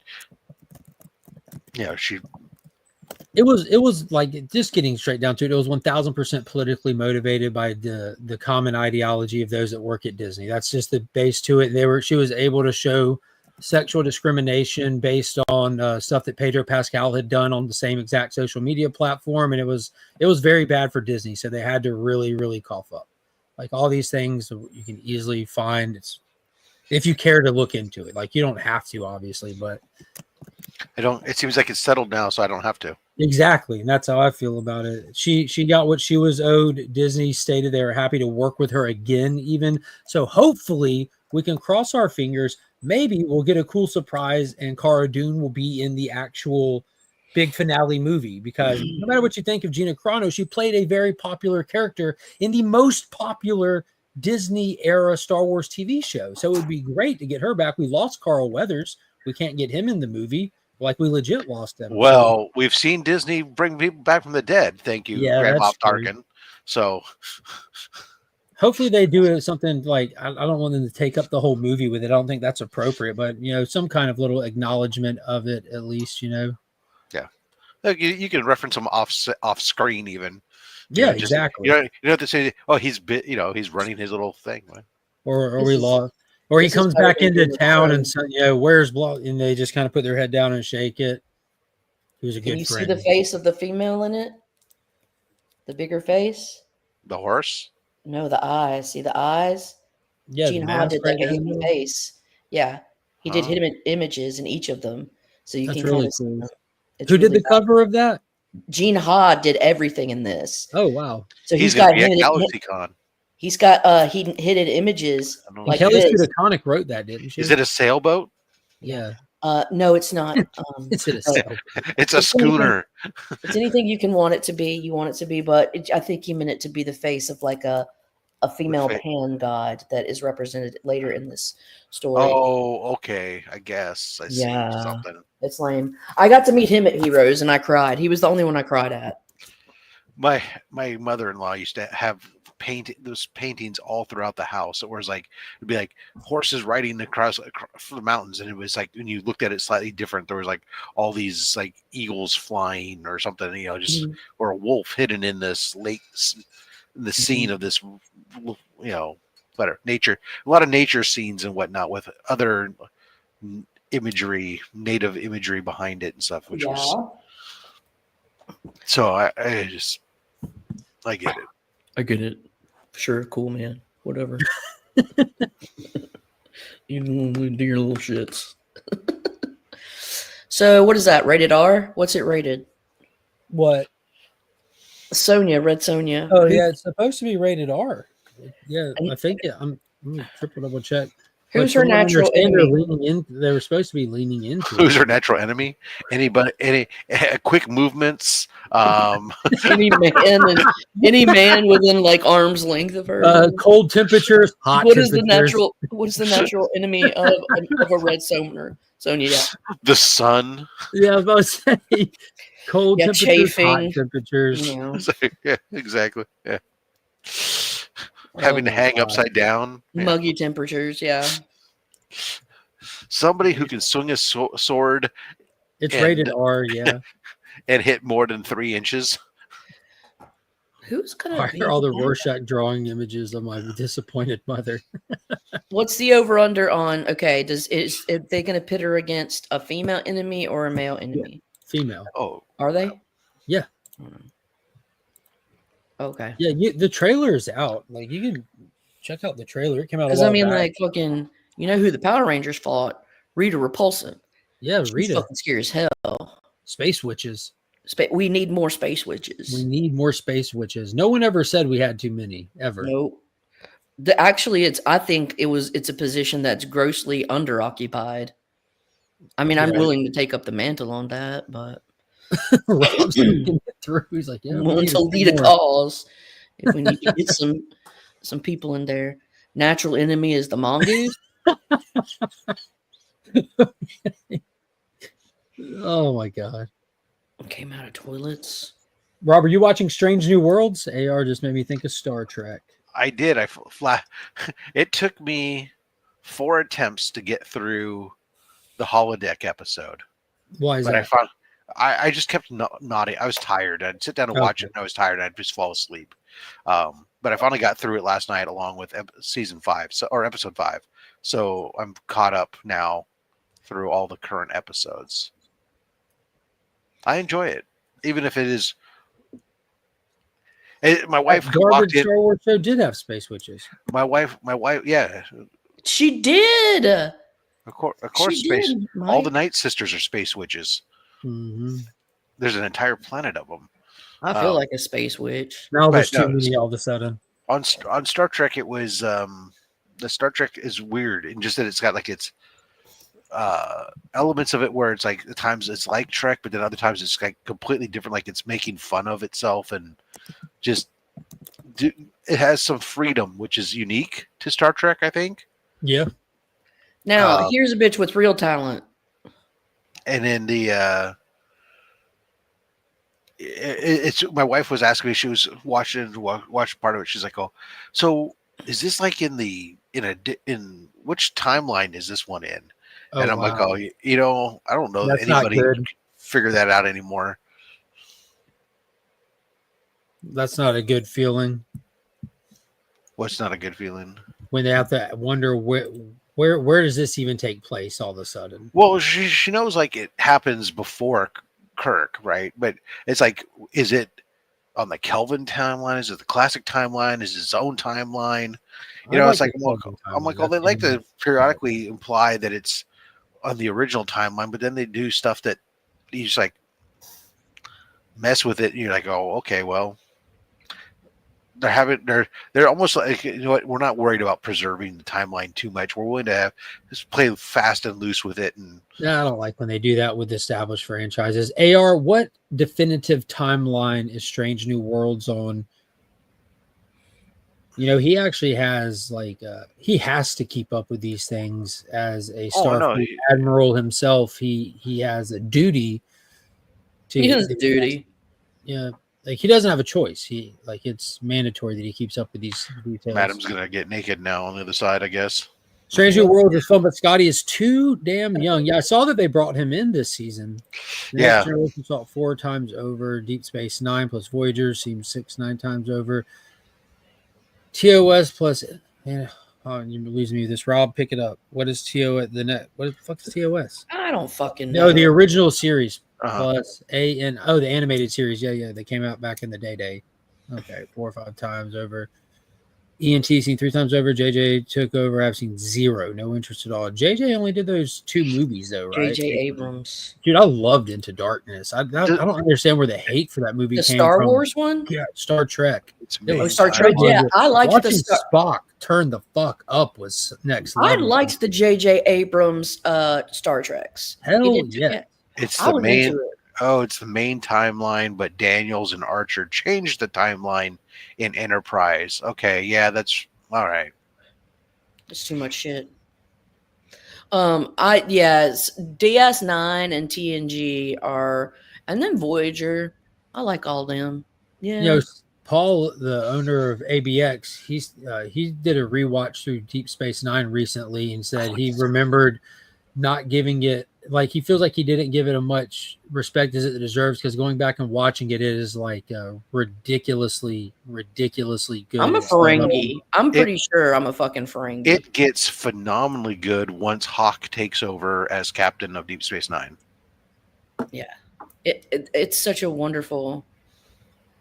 Those shows are just so wonderful because I think they ask and show us possibilities of where we should be versus where. But anyways, I like the, and thank you Desi and Lucy for that wonderful TV program. No, if Wesley Crusher didn't get viciously murdered, he's a traveler. He showed up again briefly. Is that a nice way of saying gypsy? Number 1. No. There's Beverly. There was a being that had shown in Next Generation. There was a being that showed up that was like able to travel basically through space time and all sorts of stuff. Q? And he becomes not Q. Although Q made it. Q did make. I love Q. A cameo in the new Strange New Worlds. I feel like Q. as a voice cameo.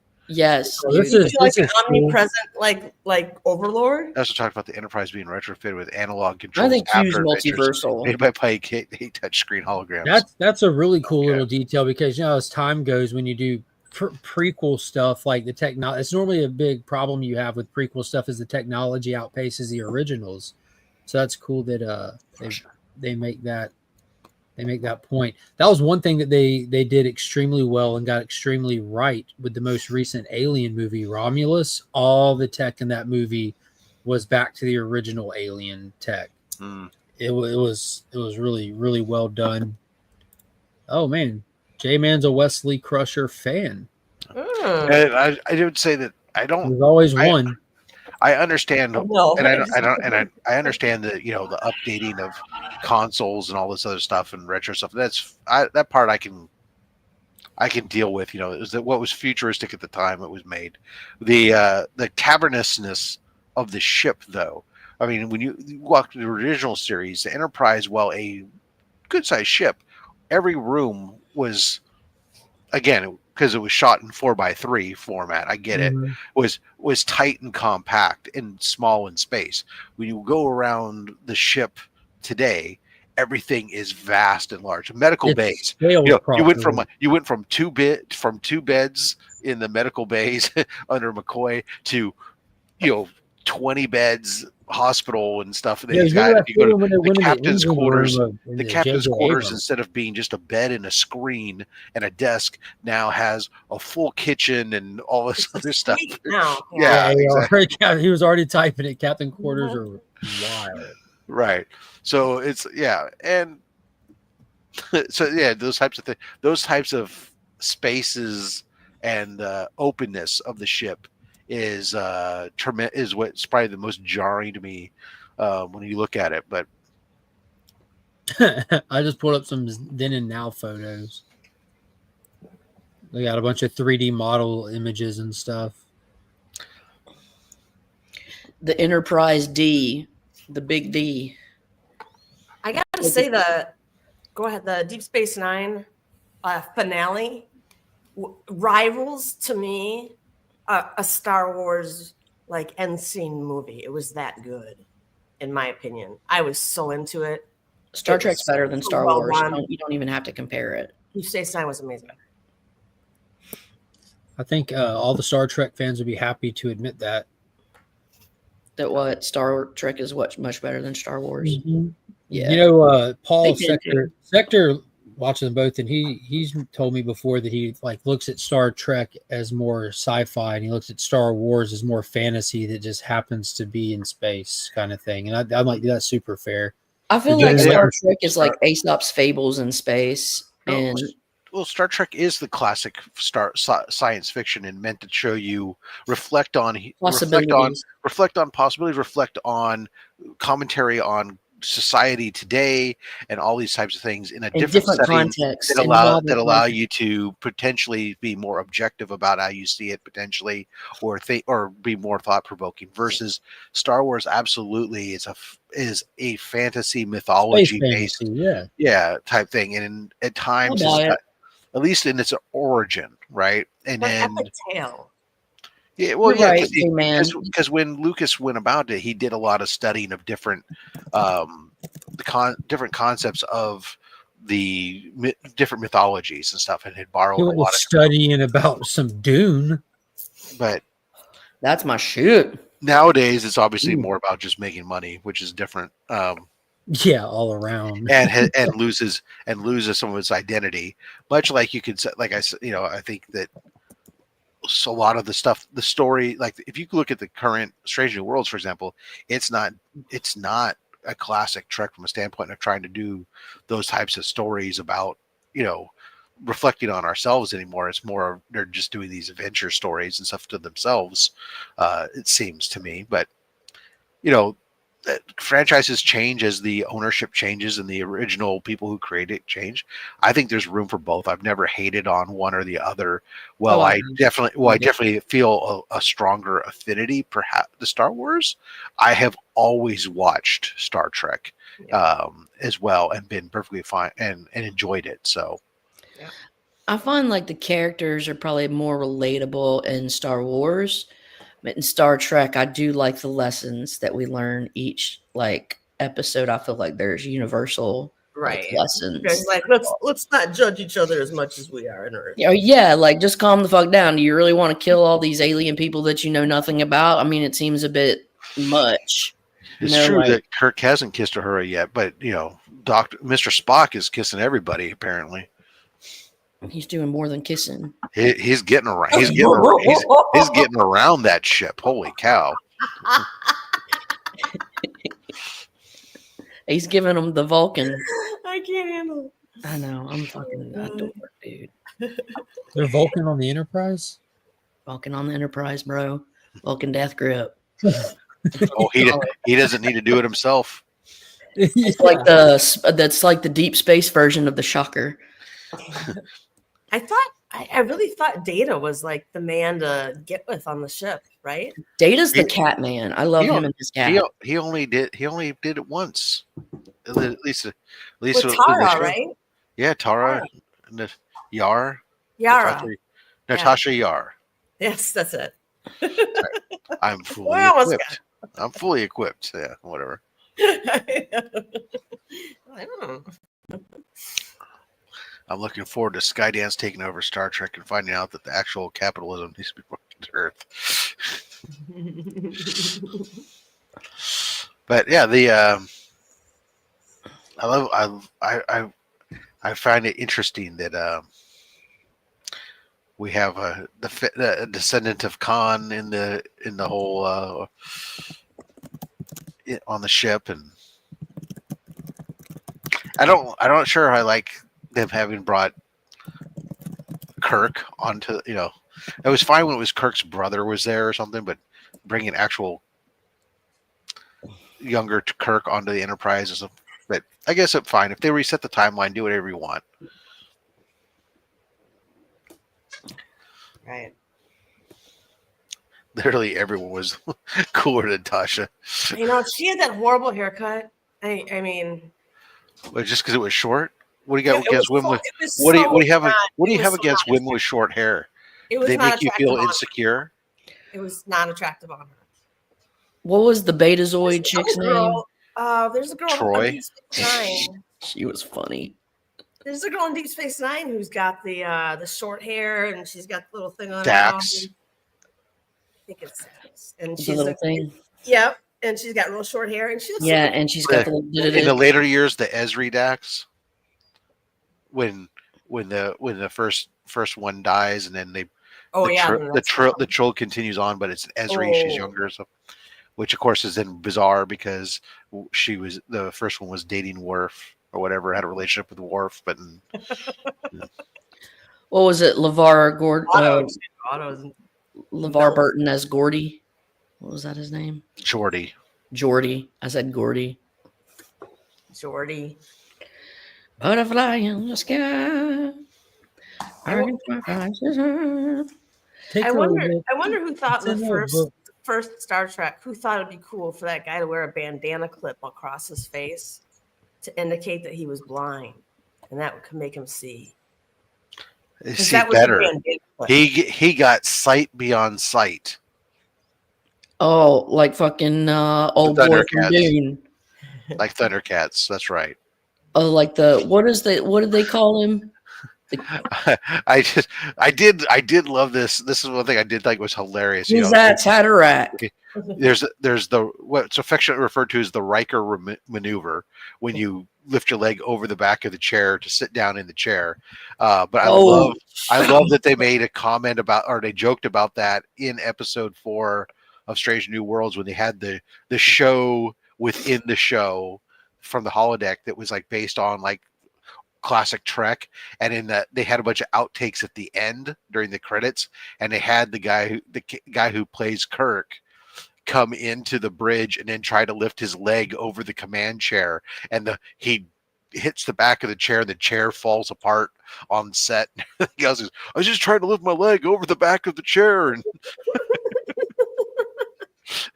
I thought it was Jamie, hilarious. take it easy. Get out. Be cool. All right. I thought you were gonna say you gotta go make a baby. I was like, all right, good luck. The Riker maneuver. Feel like it's really going to compromise your urethra if you try and force a baby out. If you're a male. What do you think? Ask Arnold Schwarzenegger. I think it's been proven that it doesn't work out. Babies don't make it through the penis hole. It's like pig and elephant DNA. They just don't mix. Yeah, it doesn't work. There have been cases, but I'm just kidding. Remember that movie Junior? Yes, I do. Yeah, that was wild. AR said, I can do it. Hold my beer. with enough epidural, I bet we know that me you up. and your uniquely loose urethra you need to say are an yes. exception. Somehow you can dilate that 9 inches. We gotta look, guys. We've got to dilate. I'm 10 inches. Penis hole. Ugh, I would faint. Just thinking about it makes me faint, and I don't even have one. You ripped your crotch. It's a horror show happening. Oh, in your pants, because it's a horror show. There's a reason people don't talk about the exact details of what's going on there. Yeah, I've seen bad things. It's all right. There's a Tiffany Haddish Tiffany Haddish was talking about guys' ball sacks, and she was like, "Why it looked like God stitched them up right in the middle? They got a little seam line right there." She was like, Then I learned that all men are women, and then when a certain gene hits, those ovaries sink down, and they go down in there into stitch line, and they lips seal together. Stitch line. And that's why they act like bitches sometimes. It was fucking funny. I was like, oh, damn. God did do a little stitch on their nuts. Little seam line. Little Jesus. But so that's the... Welcome to Legions Lair, everybody. Yeah, hey, guys. But no, if you feel this right here and this ridge and like the cleft in your chin, how we formed is like this on either side. And this is literally like a line of fusion. And so that's why you got stitched together in the middle. Because your bits and pieces did split fuse. from the backside and wrapped around and stitched in the front. That's why you have a slit in the back and a stitch in the front. Mm-hmm. There the you way go. God made you. Ass to mouth. Yeah. Are we back to human centipede? Because I'm really grossed out by that. Wow, no. Okay, thank God. But you never do ass to mouth.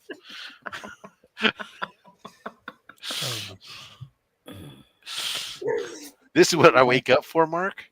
I guess so. Did anybody watch the new South Park and watch them clown on Charlie Kirk? That was hilarious. Well, I only saw some clips from the Mar-a-Lago Island where JD Vance was the little midge, like from Fantasy Island. I was about the Charlie Kirk episode. That was episode 2. Yeah, there's a clip. I'll send it to you. You can see, but I mean, you may not get it because Fantasy Island. It was before my time, but because Jesus Christ, playing. I'm very, very aware of Fantasy Island. What are you talking about? It might have aired before your time, but it was still playing on TV in my time. I remember watching Fantasy Island for sure. They did do a remake of it, to be perfectly honest. So, what's an ATM reference? Ass to mouth. Oh, duh. Also, don't forget the nut stack stitch. Okay. You don't come to the show enough, I don't think, Ruben. There's no way that was the first time. Not with the way this show goes.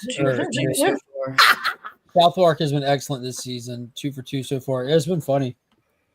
They don't ever miss. I just like the fact that that they're so relevant. That's what makes it so funny. Like they're just good at being culturally relevant.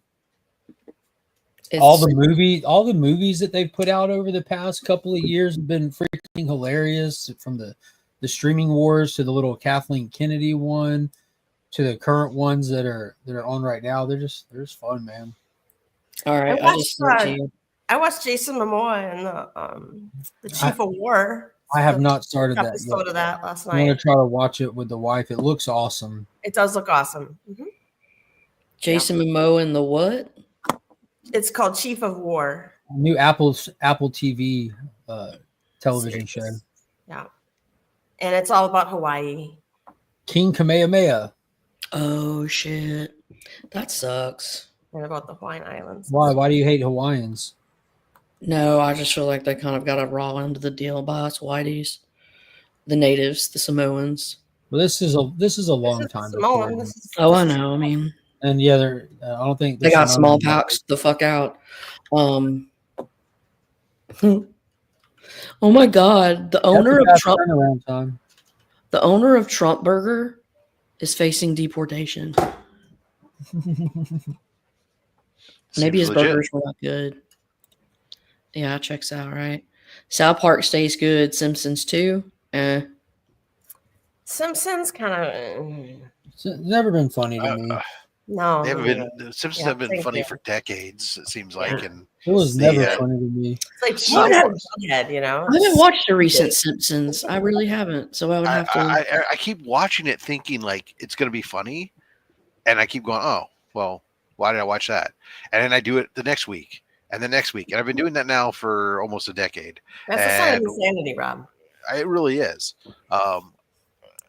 You know, same thing. I'm getting that way with Family Guy too. I'm just not finding it funny anymore. It's finally just like it's finally worn off on me. I mean, it's sort of interesting going back to watch the new King of the Hill, just to see how that is. But yeah, South Park, to be honest, I used to watch it when I was younger, but when they crossed a line, it finally hit. No, it wasn't that. Is they finally hit a line that I thought was too far. What was? And I stopped watching the show when Cartman fed Eric Tenorman his parents. Yeah, the chili. In the chili. Yeah. When he fucking killed this dude's parents and then fed him to him as in his parents to him in chili, I was like, wow, that was a line that was a little too much for me. I think I'm done with the show. I think that ultimately South Park, that's like the I think they're constantly crossing the line for people. Like, you know, this season is going to have crossed the line for a lot of people that just found out this month that they're too sensitive for South Park for the first time in their lives. But what South Park does at the same time is equally bring in new fans. I think they have a revolving door. It's like a Tumblr. Yeah, like you know, it happened with Chef, the Isaac Hayes. What's his name? Isaac Hayes. I miss him. You know, he bailed on South Park when they did the episode on Scientology, and you know, you lose people. Yeah, because he was a Scientologist, wasn't he?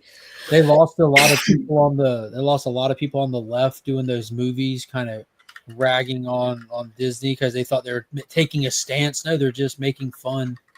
And they've lost a lot of people on the right probably the past couple of weeks doing this jokes on the right, but it's fucking hilarious. Look, everybody's a target in comedy. There's no immunity.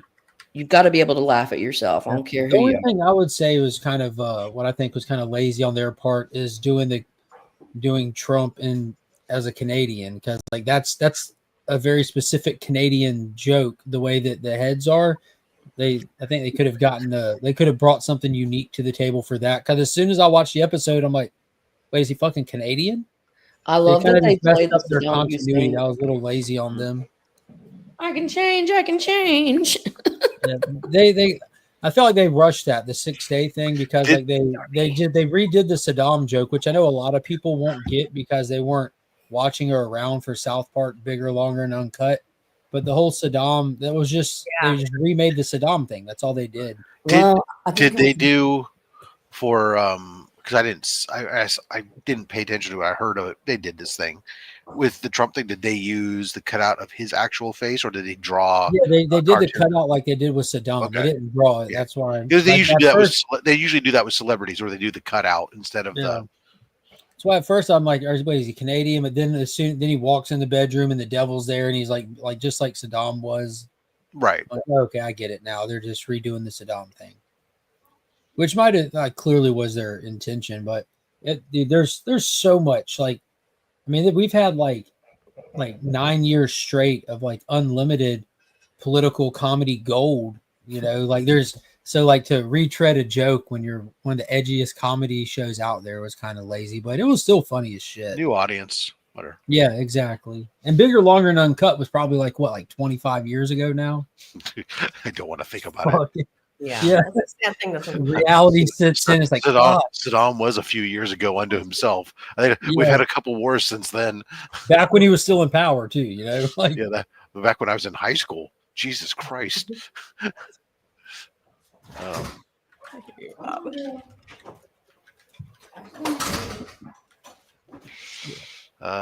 See, that was that's fair. 1999.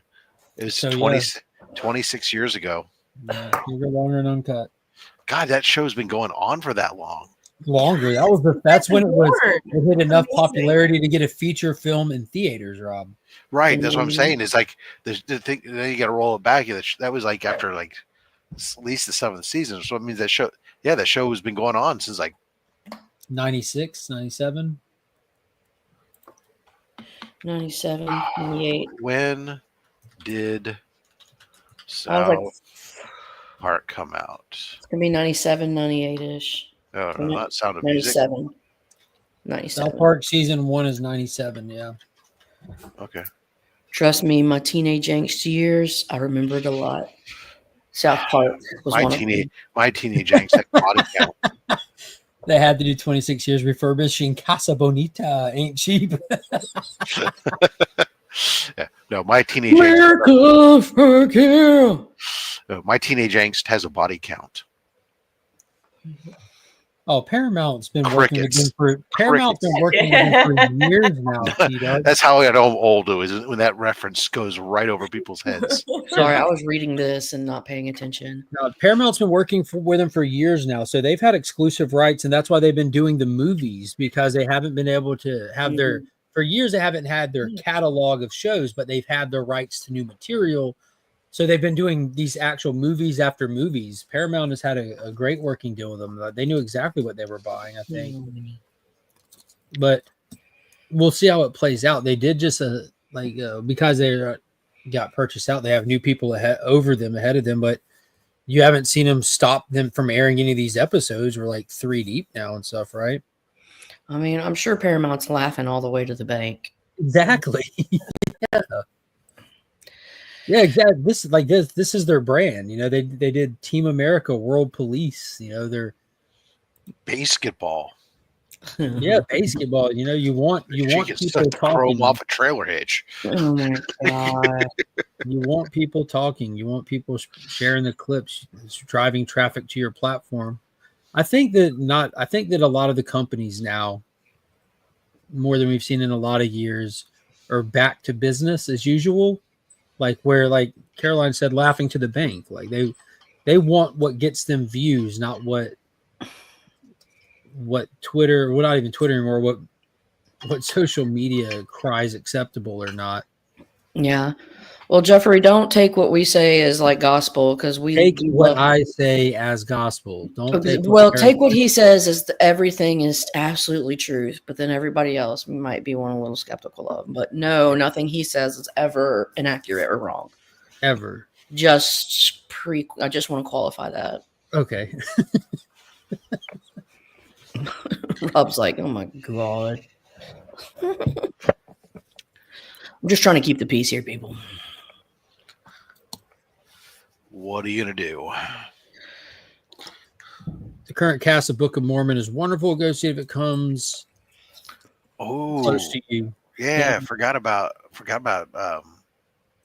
moving over to the next controversy here, Caroline. No, what was our other movie? The movie Book was, of Mormon? Orgasmo. Orgasmo was good. Stunt cock. What? You never saw Orgasmo? No. What makes man say the phrase? Jeffrey's here trying to get caught up on. Yeah, no. So Mark, you need to stunt cock. So you need to watch this one time when the kids aren't around. Okay, so it's Trey. Thanks for saying that, though. Trey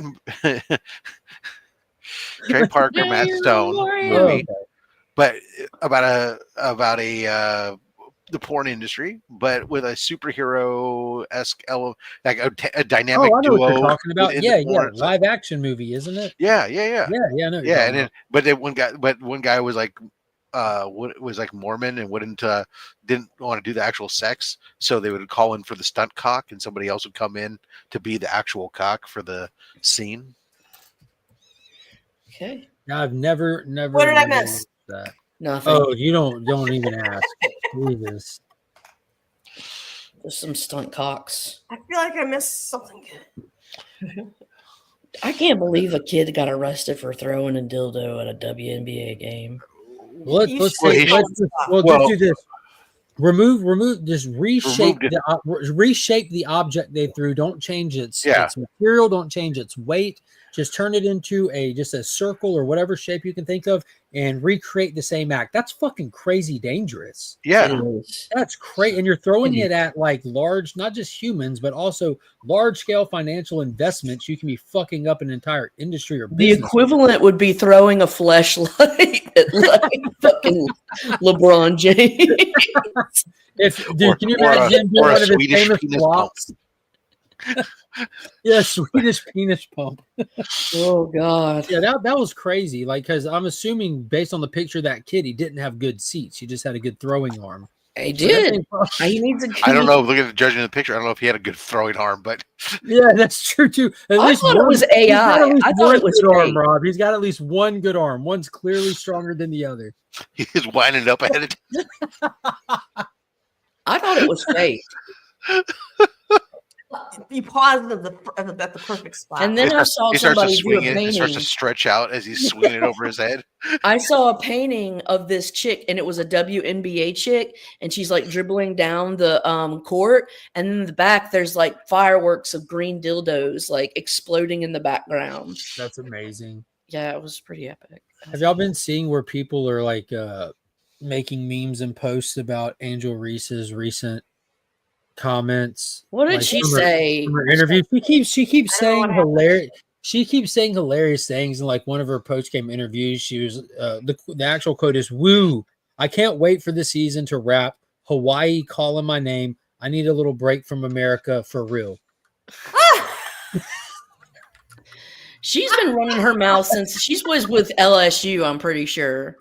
Was Angel Reese with LSU? And look. The week before that, the week before that, Caroline, the quote that she was quote mine was, "Y'all make $1,400 a week. I make $1,400 in 7 days trying to talk shit to somebody." That's oh girl. Yeah. She's an LSU little sassy thing. They, she's spunky. Man, I am loving like how this has been, like, for whatever reason, whether you're watching for controversy, drama, whatever, but the fact that this league is finally actually carrying people's attention span for a while now, to the point that people are showing up to even throw objects on the court. But that's Caitlin Clark has a lot to. Caitlin Clark is the only reason, quite literally she upped the game. Everything that's people are treating her happening like shit now, because she's making them play by a better standard and a higher everything standard. that's happening right now in that league. She's not the only talented woman out there, obviously, but they were already there. She's basically the MJ right now. Everything spawns from Caitlin Clark. And that's the next level quality. And so she's saying, okay, look, I mean, we're going to have to start getting back. Like, she's basically created a new level of, I mean, she's fucking crazy good.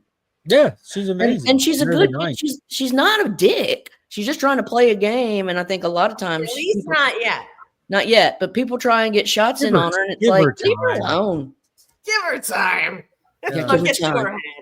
I like Don't what's hate her happened. yet. How she's got like her own little enforcers backing her up now, like because she was getting checked left and right out on the court. Now her teammates are stepping in and and she that blonde chick that was like all frou looking, and then she was like, "What? No!" Yeah. She got like a fucking black belt in jujitsu or some shit, and it's like, "Oh damn!" She got a master's degree with "fuck with me." Yeah, I know. Would it be the first time that a team is brought on? A team goes out and gets somebody to be, and your job is to protect this person. Hockey.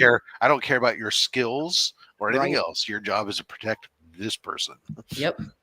Foul out. Do what you need to do. Oh yeah. The quality, and dude, I was listening to man, I can't remember what her name was. Carol, she was on Piers the other day, but she pointed out that basketball, and she used the word football because she's a foreigner, but basketball and soccer are the only two sports where the pitch, as she called it, but the court, the field, the pitch is not scaled down for the women's league. So she said that like she was making the observation how like they were talking about how the WNBA is kind of doing better. It's still not profitable, but it's on a good projection. They're on a good direction right now for the first time ever. And they were talking, she said the only thing that gets her thrown off when she's watching it is how little they all are out there. Because we're so used to seeing the men play on these arenas and these fields. And so with soccer and with basketball, these are the only two where it's not scaled for the women's league. They're just participating on a men's league. So it makes it look like they're powerless, and it makes it look like they're slow and small. So from that I wouldn't change the size of the court, but I could see where you could say potentially. Well, they already have a smaller ball. Do they? Right? I don't know. Yeah, you're asking. I believe it's the slightly women's ball smaller. is smaller than the men's ball. Right. But if you were to go up to the same size of the men's ball and instead lower the hoop, slightly, take whatever the average height of the average woman versus the average man and figure what the difference is and adjust the height in scale of the hoop. So that way you could get some more above the rim game and stuff. Yeah, That dude, I would say like it'd be fair like to lower it like a solid foot even like you're saying because you can't get the same kind of game if you're saying okay, the men's game you got all these people near 7 feet tall dunking and stuff, but you're going to go to the women they have who are like stats, 6 right? feet something, and you got to. I'm about to say they have stats on every single one of these professional players in both leagues. So wouldn't I think that'd be interesting if they just statted out their male league and then statted out their women's league and then just did a complete every year, like you reset the women's goal based on the average height of the league. Like if the men's average height is this compared to their basket, we're gonna have the same distance percentage for the women that the men have. What, Miss Kitty? You have chicks that are 6'9" and can't dunk. That is insane, period. But I mean, do they have the same, like, they don't have the same muscle build. Like, women are not strong upper body wise. Guys can literally pull them. 6'9" is crazy though, because with your arm up, you could tippy toe and touch the net. So you're only jumping this high. That's a loss of skill then, but there's not a lot of women that are 6'9". Like over in the men's division, there's definitely more men that are 6'9", so you're able to, scout the ones that are more likely able to dunk and stuff. With the women, you don't have a big expert has been called in on the WNBA. We refer now to Justin Birch. All right, I'll come on because Justin's here. Hi, Justin. If you like the WNBA, cool. If you don't like the WNBA, that's cool. Now, what do you think about That's lowering the rim for them to get more dynamic battles under the basket? Well, I'm the wrong person to ask because I generally don't like basketball to begin with. So yes, me too. Yeah, if I had to rank, but if you detach yourself from that fact, if you understanding the fact that here's a sport where one of the biggest complaints about the women's league versus the men's league is the fact that it's a different style of play, right? Because and a lot of that is dictated by the fact that the women can't get up to the rim height like the guys can, but they're starting from a disadvantage. Forget muscles, forget builds, just strictly the fact that the average height of the female player versus the average height of the male player, just like in society, is different.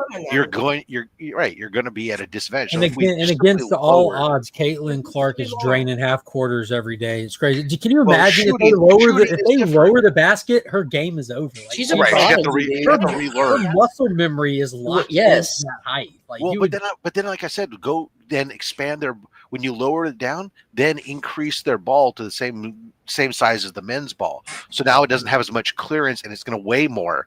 And that heavier ball is going to have a different trajectory then as well, too.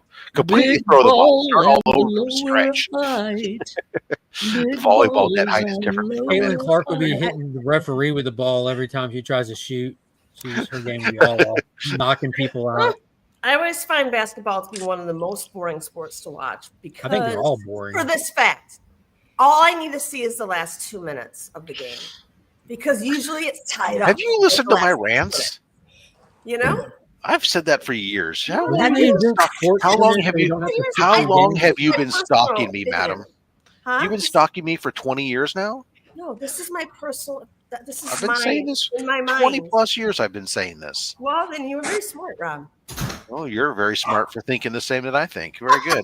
Excellent. Because it's ridiculous. It's ridiculous. Go down, shoot a hoop. Go down, shoot a hoop. But you could say the same thing about same thing about a lot of sports. And then the counter argument though is that that's what makes it more interesting rather than a blowout where it's like, okay, well, why should I bother to watch it because one team is dominating the other? So I can see the argument either way, but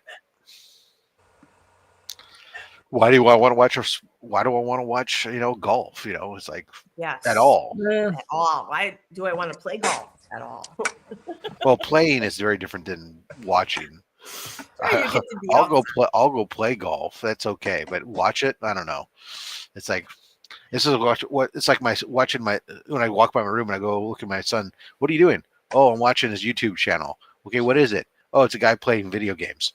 So you're sitting there watching somebody else play video games? I mean, we used to do that at the arcade, but only because our quarter was on the machine could get next game. I mean, you're not even getting next game. You don't even a game you're playing. Do you want to learn how to play the game? No, I just think it's interesting. Rob, well, he's probably asking you what you watch on YouTube, and you're like, I'm watching this guy open up a box of comics.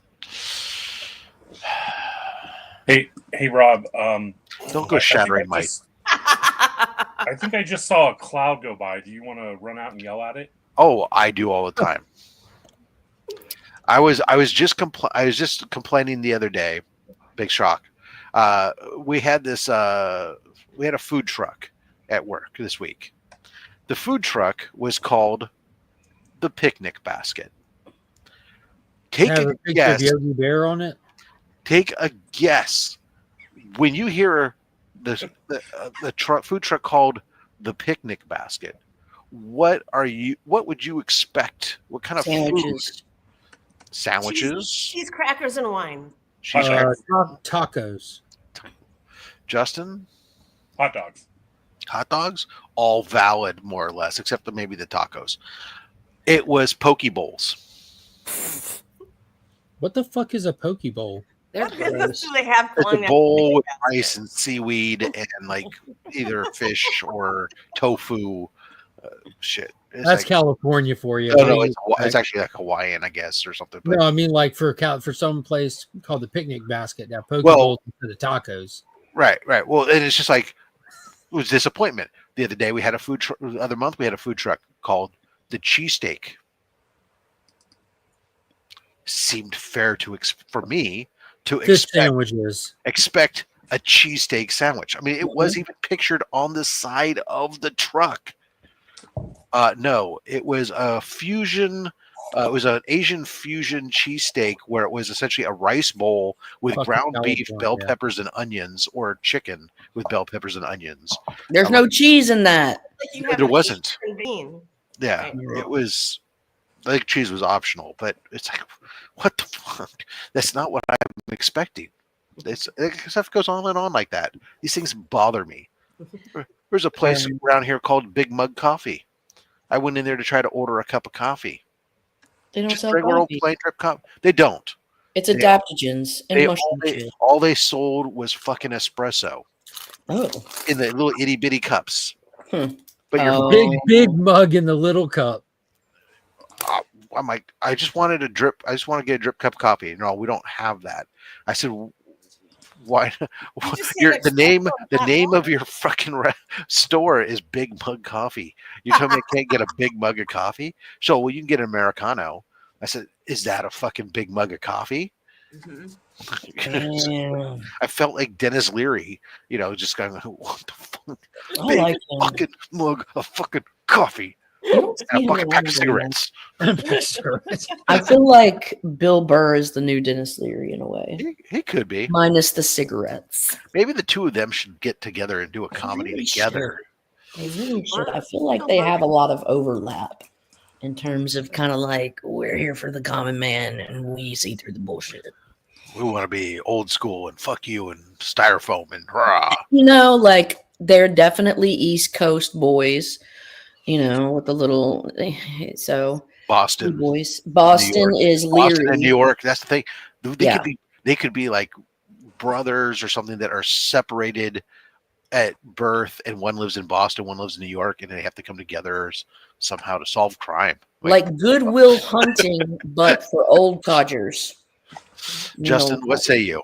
Aren't they both from Boston? I thought Burr was from New York. No, I swear I saw. No, Leary's from Boston. I've heard stories about going to the Boston Garden to see the Bruins play. Let's see. We're looking it up now. Don't worry. We'll get to the bottom. He was born in Mass, and then he was born in Mass, like the actual Mass. That's crazy. Massachusetts. Canton, but he moved in the 90s to New York. Wait, who moved to? Oh, they're both from Massachusetts. Yeah, okay. one's from Worcester and one's from Canton. Okay. Oh, and did you know that freaking Bill Burr and Billy Corgan are half brothers, and they don't like talking about it. That's not true at all. It really is true. No, it's not. Like, have you fallen for that rumor? They have the same dad, bro. Oh my German God. and Irish descents. Billy Corbin and This who? is Bill Burr. Yeah, go look up where Howie Mandel lampooned Bill Burr with Billy Corrigan on his show. Like it's fucking funny. They really got pissed off. Oh, one of them got really pissed off. Bill Burr did.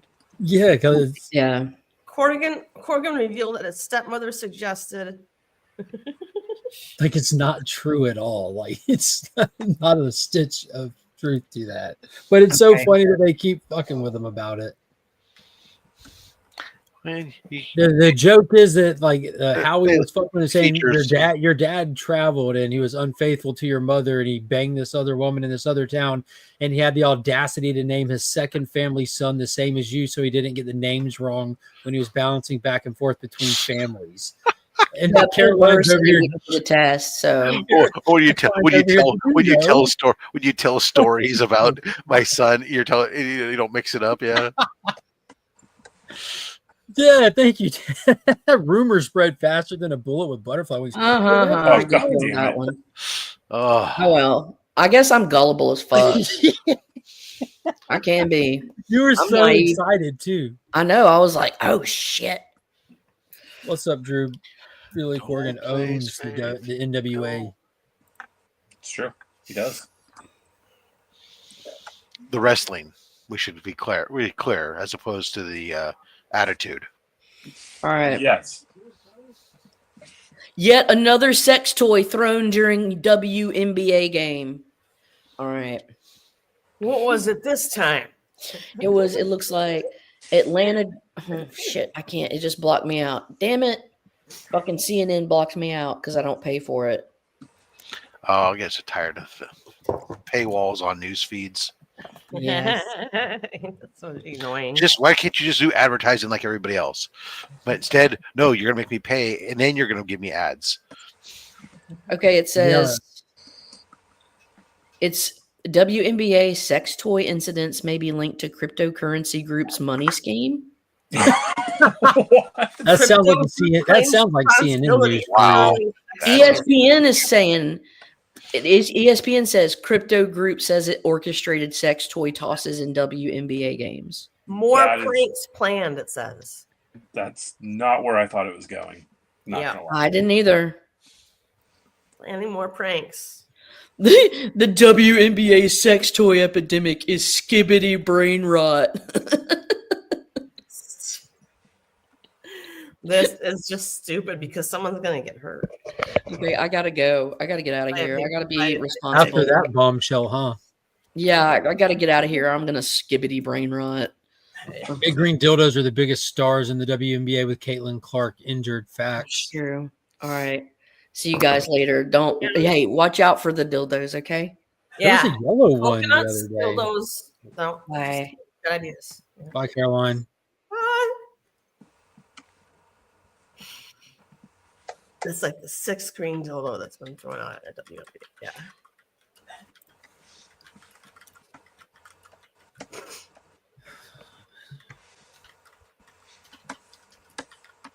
You guys furiously typing. I just assume it's Rob. Yeah, sorry. Oh, okay. Because you wouldn't be typing, Justin. You would be lettering, right? He copies and pastes. It's just one. Copy and paste. Command C, Command V. Thank you for knowing the shortcut. I'm so tired of watching people on share screens freaking right click and then slide up to copy, then go somewhere and then go over here and right click to paste. And do you not know Control C, Control V? I mean, I saw a meme last night where I think the meme basically went. A younger office worker was using shortcuts and an office Karen saw it, but didn't know what they were doing and said it was against company policy. Because they read somewhere that they're not supposed to take shortcuts and they're supposed to do business the right way. I don't know. Are they using ChatGPT or something?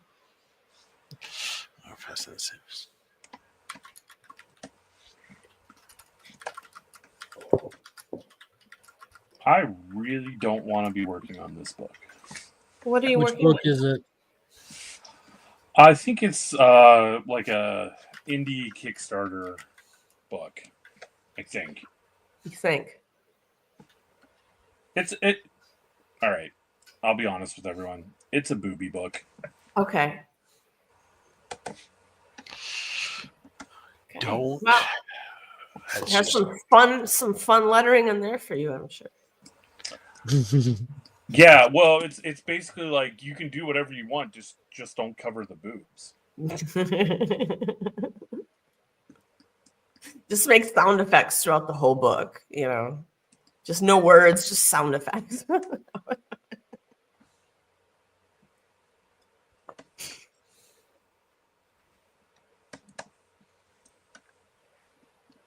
no. You want to come up here? Come up here, Echo. It's a good boy. Yes.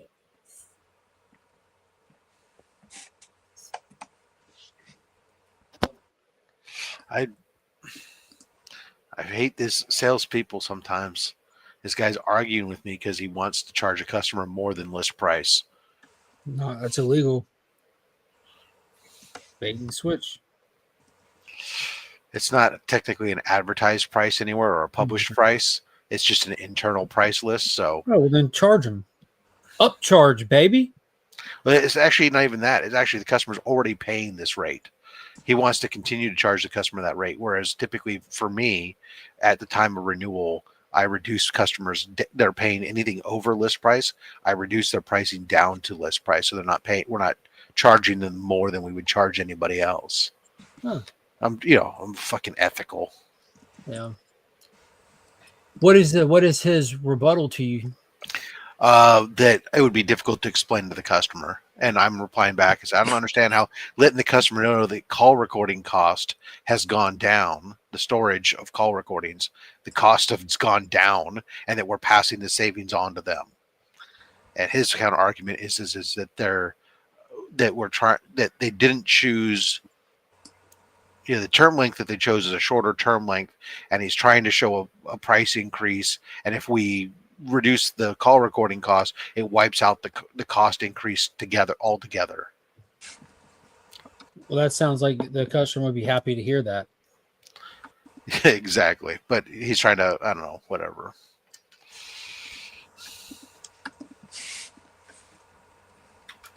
How did this get kicked up to you to begin with? Because I oversee all the renewals, and my renewals agent who's working with this guy said we're not allowed to renew this at beyond list price. And so now he's escalating it to me because I'm the boss who's told my guy no. And in all true boss fashion, I will now probably override my employee who's doing exactly what I've told them to do and allow it, because I don't want to have a fucking argument over 12 pounds. It's like, oh, Mike, you typed that too soon. Rob's going to he's a pushover. Y'all are seeing it here first. Rob's a pushover. I had to look up Drew Manchu's Audio Manpia. Think about the margins. yeah, we just did quarterly. I just told him right now I'm going to look at the details and I'll get back to him. I'll look at the whole overall deal. If we're underpriced somewhere else, I may look at it as a deal as a whole and go, okay, fine, whatever. But since it's not a published price, if it was one of our regular things that's a published price, then I would say absolutely not. There's no way. Yeah, I won't. I've had that come up before. We go, oh, they're paying this. I said that was fine before, but now the new product or the prices have come down. We're lowering the price down. I don't care what they signed up.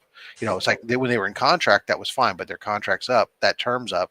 Now we're going to adjust it down to list price. So last thing I want is to have a customer you sign them to a contract, then they go look at your own website and see your published prices are lower than what that you just signed them to. That's like, what the hell? Thank you, Taylor. Thank you, Taylor. That was funny. I'll read you from I'll pull out a nice lengthy contract to read terms and conditions to you, Taylor. Red line of contract with T-dubs on the Soothing and a phone. soothing voice. I did have Contract plus a red pin is how Rob finishes. I had one yesterday. It was like the people had redlined the hell out of the contract, and I just went through it all, and I rejected 98% of their changes. And talking about rejecting 98%. Hey, Justin, did you see the new Fantastic Four movie? I have not.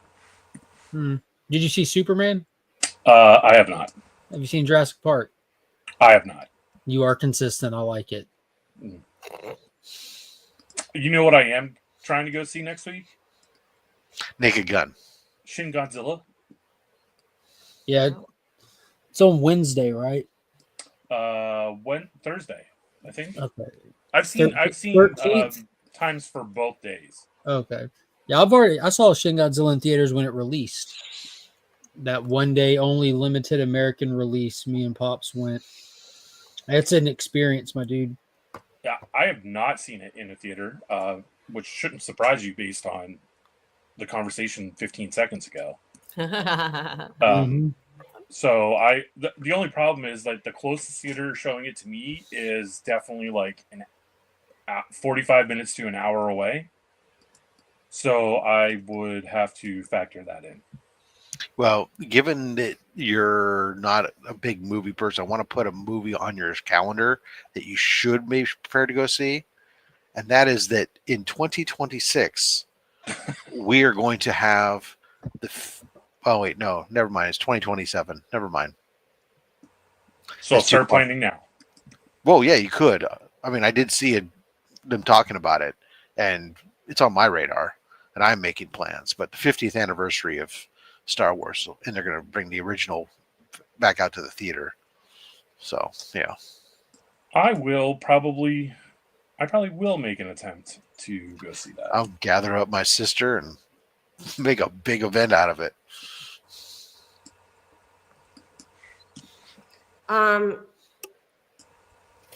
Man, I saw on Legions Lair they had on their thumbnail it was Red Sonja, and I just thought impulsively that I would get in my Red Sonja half Red Sonja cosplay. Saw the Red Sonja, so you had to go with the Red Sonja. Yeah. I'm like, Yeah, I haven't done that in a long time. So. The Red Sonja movie releases next week.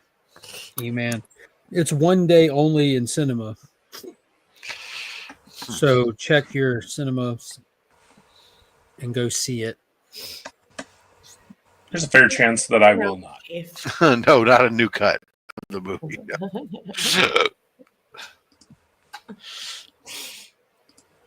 Taylor, behave yourself. Yes, I imagine if I was fighting someone, it would.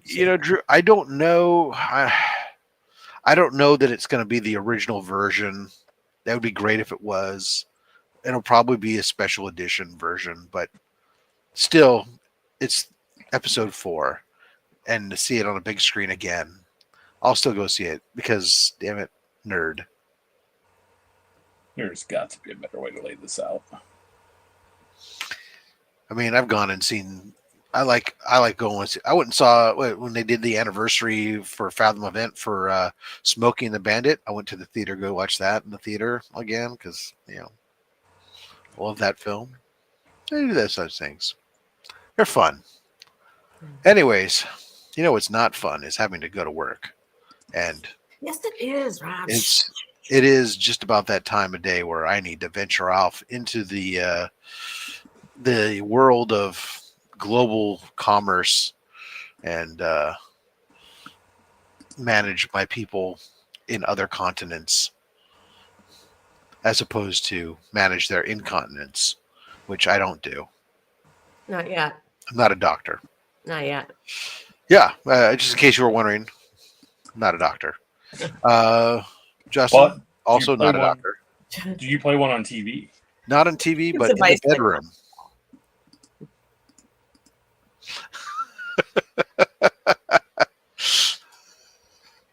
Sometimes I also play a lawyer, a doctor lawyer.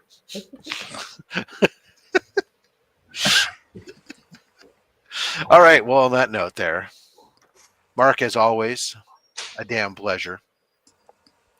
We have ourselves a big event coming up in October. Remind people, as always, Comics Curing Cancer. Be sure to check out comicscuringcancer.org. Get links to the merch. Get links to the exclusives. Make a donation. Hey, find out information on Instagram. We're dropping some of the pictures of some of the items that have come in so far. Start going through your collection, see what you have to donate, because that's the big question: is what are you going to donate? Big shout out to Madam, who's shipped out her sketch cover to the winner from our auction. I can confirm it is in the Postal Service's possession. Hands, phenomenal. Checks in the mail is what as they would say. As they would say, super great. Gay bears. All right. I'm a recreational gynecologist. There you go. And on that note, as my friend Justin Birch would say, smoke. Bye. Good morning. What's up, Eman? You guys doing? Look at all these beautiful people on this. It's good to see you. Good to see you. Good to I haven't see you, brother. seen your face since you finished Blade Forger. Oh yeah, and I actually did a review. It's recorded, and I'm gonna edit it and hopefully try to get that thing up on Monday because I want to talk about that. Yeah, that was one hell of an ending, wasn't it? It really was. Really just one hell of a beginning. What? Yeah, it is. It is. I like how it's just a prelude. Mm-hmm. You know, and you know what? Honestly, more people need to read this book. It was really, really, really good. It's up there with what the Miranda's do. So Blade Forger is just phenomenal, and I'm just hoping that it continues on. You know, crossing fingers. We'll see. Hopefully, it's just like a matter of time kind of thing. Yeah, that's what I'm thinking too, and I'm thinking, you know, as a fan, I really want to do my duty to push this and help them out. You know, use my tiny platform and let people know about this comic book that people should be reading. Yeah, I really tried to push it on the front end of it coming out, especially.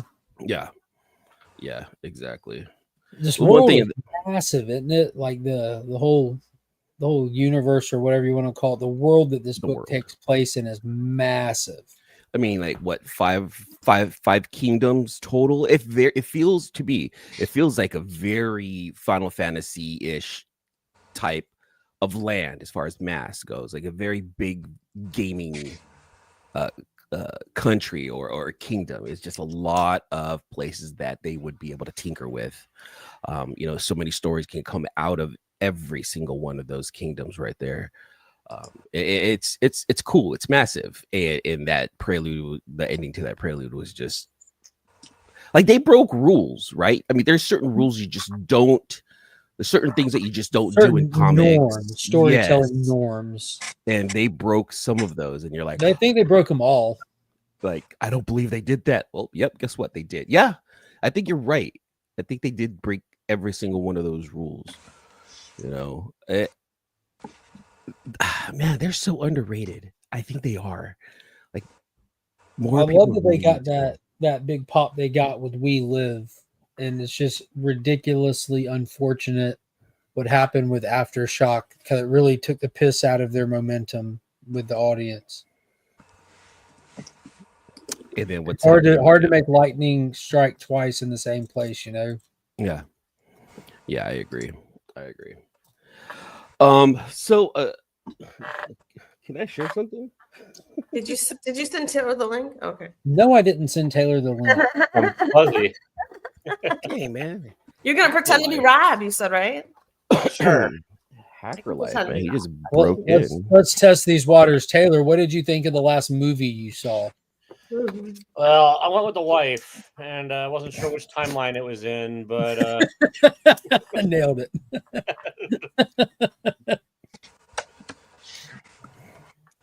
How are you doing today? Oh, good. I'm working right now, so I am Rob. Oh shit. Well, no, I'm not sorry. I'm glad you have a job to work. Hey, at. listen, I get paid hourly, so I'm not bitching. Congratulations, man. Thank you. Are you doing what you wanted to do? At least like the field you were looking for? I mean, it's what I was doing at my previous job, but it pays a whole lot more and it's fully remote, so I can't complain. Dude, that's awesome on all fronts. Yeah. Dude, that's a win-win-win right there. Yeah, I don't have to put on pants. It's always a win when you can feel the breeze. Yeah. I just came on so I could convince Stephanie to like record herself saying Taylor behave to me, like, you know, so I can use it for later for reasons. For reasons. Posterity. Yeah. Listen, it costs extra if you use my posterity. All right, I'm done. Anyways, how's everybody doing on Friday? What the shit? So far, so good. This is my first Friday with both kids in school and in the same school. Like this year is a new opportunity for me to not be pulled 5,000 different directions every single day I'm off from work. Previously, you know, I would pack up the kids, drop one off at school, the other one school started and like an hour later in a different location across town, then come home and have a couple of hours and then have to go pick up the little one that only went for 4 hours and come home for an hour, then go back to pick up the other one from school, which, you know, you got to sit in the car line for a goddamn hour. I remember sitting in the car line for like an hour too, Mark. Yeah, like, which I don't mind like doing that. Hour Like, early. I don't mind doing that at all. It's doing it twice in the same day at two separate car lines at separate times. It's literally you can't do anything. You can't be. I'm not trying to like go out and hang out at a bar, this or that. Like I always have like a list that I have to do on my days off from work. Like I have shit I need to accomplish to keep this household operating in the way I like it to operate. And it just dominates your time. Yeah. You're always sitting there running and gunning, or you're sitting there scheduling out how you can fit all these things in, but it just opens up so much time. Like I drop them off and then I don't have to leave till 3 p.m. Oh my God. What are you going to do with yourself? Well, right now I'm just going to sit in this chair. The correct answer is whatever he wants. I know, but I'm just curious. Like, it was rainy this morning. I plan on getting the grass cut today while it's wildly overcast, taking advantage of that. So that's the goal for today is the yard work. So I don't have to do it this weekend. Okay. I'd rather do it today while they're in school at some point. That way this weekend I can just fucking hang out with the kids. Nice. Yeah, exactly. How old does the kid have to be to push a lawnmower? Oh no, it's not about age. It's about height, Stephanie. It's about height. Oh well, at what height? I mean, is it? So I've been testing the waters. You really need the kid, like the handle of the lawnmower, to be at like upper chest level. Head height was too soon, and so far neck height is also too soon. But I figure once I can get them to upper chest, they can really use just like their hands will be on it, sure, but they're able to now get their body up against it and get that extra push because it's not as easy coming from the underneath to push it down and forward. So once I get that upward angle, I'm in there.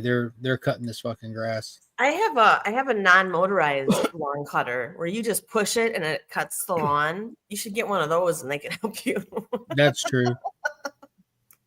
I think, Mark, shoulder height, you know, their arms. Yeah, you just got to convert that lawnmower to a low rider and really. Yeah. Definitely the ironic thing is when they're a little bit younger. If I was cutting the grass, Finn would get out there with his little toy lawnmower and help out. Would it make bubbles? It did. See what kind of tomfoolery E-Man's up to. Oh snap! I was just putting something away, but since you got me, I thought that was another knockoff. It is property theft. Serious. I know it is. Theft. It's in the same video that E-Man makes a comment complaining about tariffs. He opens up a identity theft transformer from China, and I just laughed my ass off. I'm like, oh my god! When I was a kid, I had a knockoff Shockwave when I was a kid. I had a knockoff Shockwave also from the flea market. The correct term is third party. No, Iron General, huh? No, this one's fourth party, Justin, because it's a fourth complete, party. Yeah, it's a complete knockoff of the Studio Series 86. So like third parties, Mark, are they have like their own way of transforming. Like the company actually created their own engineering to transform those figures. So, but fourth party is a complete ripoff of like an original Hasbro toy. And this one's just painted in the form of an anime that I really like called Evangelion. So this is a fake Optimus Prime and a fake colorway of a fake Evangelion. I like it. Are you gonna play it? Are you gonna play with it? Oh yeah. Now here, Mark. Now, I feel like I'm okay with doing this right here, okay? Because I did buy the knockoff, I actually did order the original 86. I did order the Studio Series 86 Optimus Prime to do a side-by-side comparison. Nice. I bought a correct one. I mean, the same thing with my Jetfire, the one that I showed off. I bought video. Like, that was a good video. What are you gonna do if the knockoff is better? I'll probably display that instead. Hey, plot the spoiler, Taylor. It's not better. No. It's like, look at the flimsy limbs. Look at the flimsy limbs. I mean, I don't actually watch any of your videos from anybody. So, like here, this is that knockoff Skyfire, right? Yeah, it poses well. Like it does, except for like the legs were like super loose. Yeah. Did they include any pledge for you to fix that? Bubble gum, baby. Bubble gum. I got Shugu around here somewhere, Oh, man, I loved Shugu back when I skateboarded. Yeah. I relied on Shugu when I skated back in the day. Mm-hmm. Yeah. So Mark, I am, I do purchase the knockoffs because some of them I do like, but then I do also make sure I go buy the original, just side by side comparison. So I ordered that Skyfire. I actually have Red has the San Diego Comic-Con Void Rivals Jetfire for me, so I'm gonna pick that up next weekend. And I just ordered a couple of other ones, and I'm gonna have to. I just want that non-knockoff. Like it's not the original one, but that more recent Jetfire they did that's like legit, and it's like this tall, transformed. Masterpiece. The Masterpiece. I don't have a clue. I have not one clue what line it's under, but it just looks like Gen 1. It looks awesome. Oh, the original not Jetfire, the one that looked like the Robotech. No. It's recent. It looks like proper Jetfire, like from the comic book, from the original TV show, but it's massive, dude. I think it's probably like 13, 14 inches tall, like transformed. Yeah. I love the one that Red got me. Robotech though. Like there's the Veritech fighter, there was like Battletech. They all just had the same like. Mm-hmm. Yeah, E-Man talked about that in this video you didn't watch. Well, I'm already a subject matter expert. I don't need to watch it. Fair enough. Yeah, that is true. Yeah. Robot technology of failureforce.com. Continue on, Taylor, please. I got nothing. I'm making t-shirts and trying to figure out how to recruit. If you live in LA and want to take clinical drug trials, hit me up. I'm only 6 hours away. Yeah. So yeah, Justin, it's the masterpiece version. Okay. Oh yeah, it looks like it's like $200-$300. Yes. Masterpiece are they're massive. So this guy right here stands at about 10 inches tall. That Jetfire is going to be taller. That Jetfire is going to be about like it dwarfs that thing. Yeah.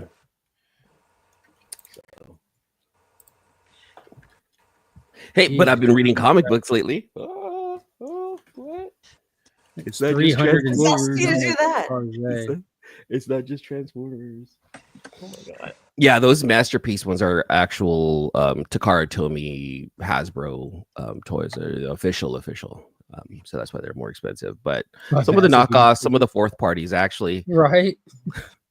Some of the knockoffs actually don't look bad, you guys. What have you been reading? You're proud of yourself. Part of my show. Yeah, of course. I'm proud of you too. Yeah, of course. I finally finished the Blade Forger, right? Yeah, that legit was a pretty interesting story. It had a great twist ending to it. Yeah, pick it up in the trade if you. I don't even know if they'll do a trade, but go order the issues. Go talk to your LCS. I jumped on the bandwagon here because everyone talks about this, and I'm like, you know what? Let me see what this is all about. I haven't read it yet, but I got like Exquisite Corpses, like 1 through 3, like these different variants. I just picked them up because everyone's, a lot of people are. It's a fantastic read. I'm like, all right, let's check it out. My LCS had all 3 of them there. I'm stuck on this Lost Fantasy book right now. It's Assassin. It looks like Devil May Cry almost. Yeah, a lot of the covers for this. Sex with that one guy from Walking Dead. So a lot of their covers are video game. Daryl, and his other brother Daryl. That pose he has with the big sword and gun. Yeah, that was a decent first issue right there. I didn't know there would be more than one issue when I started reading it. See, because there was that one one-off that they had. Devour, Maytal did Devour. Now she did this one as well. I'm glad because the story was going good. I was like in it, and I realized like this book's getting thin, and we're still unfolding the story. How are they going to pull this ending off? We haven't even gotten to any kind of material that you see on the cover. And then I'm like, oh shit, it's a 2-parter. Okay, I'm in. Most of those I haven't read yet, so thank you for ruining that experience. Well, now you know it's a 2-parter. Of course. Oh, that was a hard. Ruined now. You're not even gonna read it. Of course, right. Are you excited of the creator change on that coming? Dan Mora? I'm not typically excited for creator changes, but I understand people can't keep doing the same thing over and over again. I loved what Daniel Ward Johnson did with the first 24 issues. Well, 22 issues, right? But I love Dan Mora. Dan Mora's art is phenomenal. I've loved him since Once in Future is when I read into his art. So I really, really loved him. And then with Robert Kirkman taking over from the writing, I trust the process with that. So it has me wondering what's going to happen because he's been doing Void Rivals, and they have like massive things that they've been building with Zerta and like pretty much the old gods of Transformers. And if he's coming on to Transformers, it makes me hopeful that maybe they're going to bring in some of the story matter from Void Rivals into Transformers, which Void Rivals is super strong. I agree. I think it's my favorite Energon book. It does interchange sometimes for me. There are times where I'm like, wow, this issue is actually better than Transformers. And J. Joe's like hard third. It's still fun. It's not bad. It's just not like the best. I signed up for robots. I'm picking up G.I. Joe because there's a promise of robots eventually. I'm just waiting on the robots. And there was. We got Hound in G.I. Joe, the red coat right there. By the way, I love Red Coat, man, dude. This is a phenomenal book. He is probably my favorite Ghost Machine character. However, I love the art in what's it called? Rook. I think Rook has the best art. Yeah, I mean, Fabak is next level. Oh, I'm loving that. I'm liking that we're doing more than a one-off story too. And what a fun little play. They're messing with 4chan now and the Black and stuff.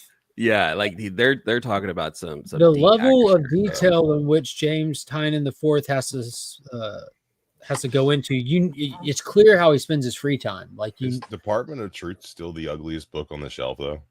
Martin Simmons isn't doing this story arc. Oh, so it might be worth reading.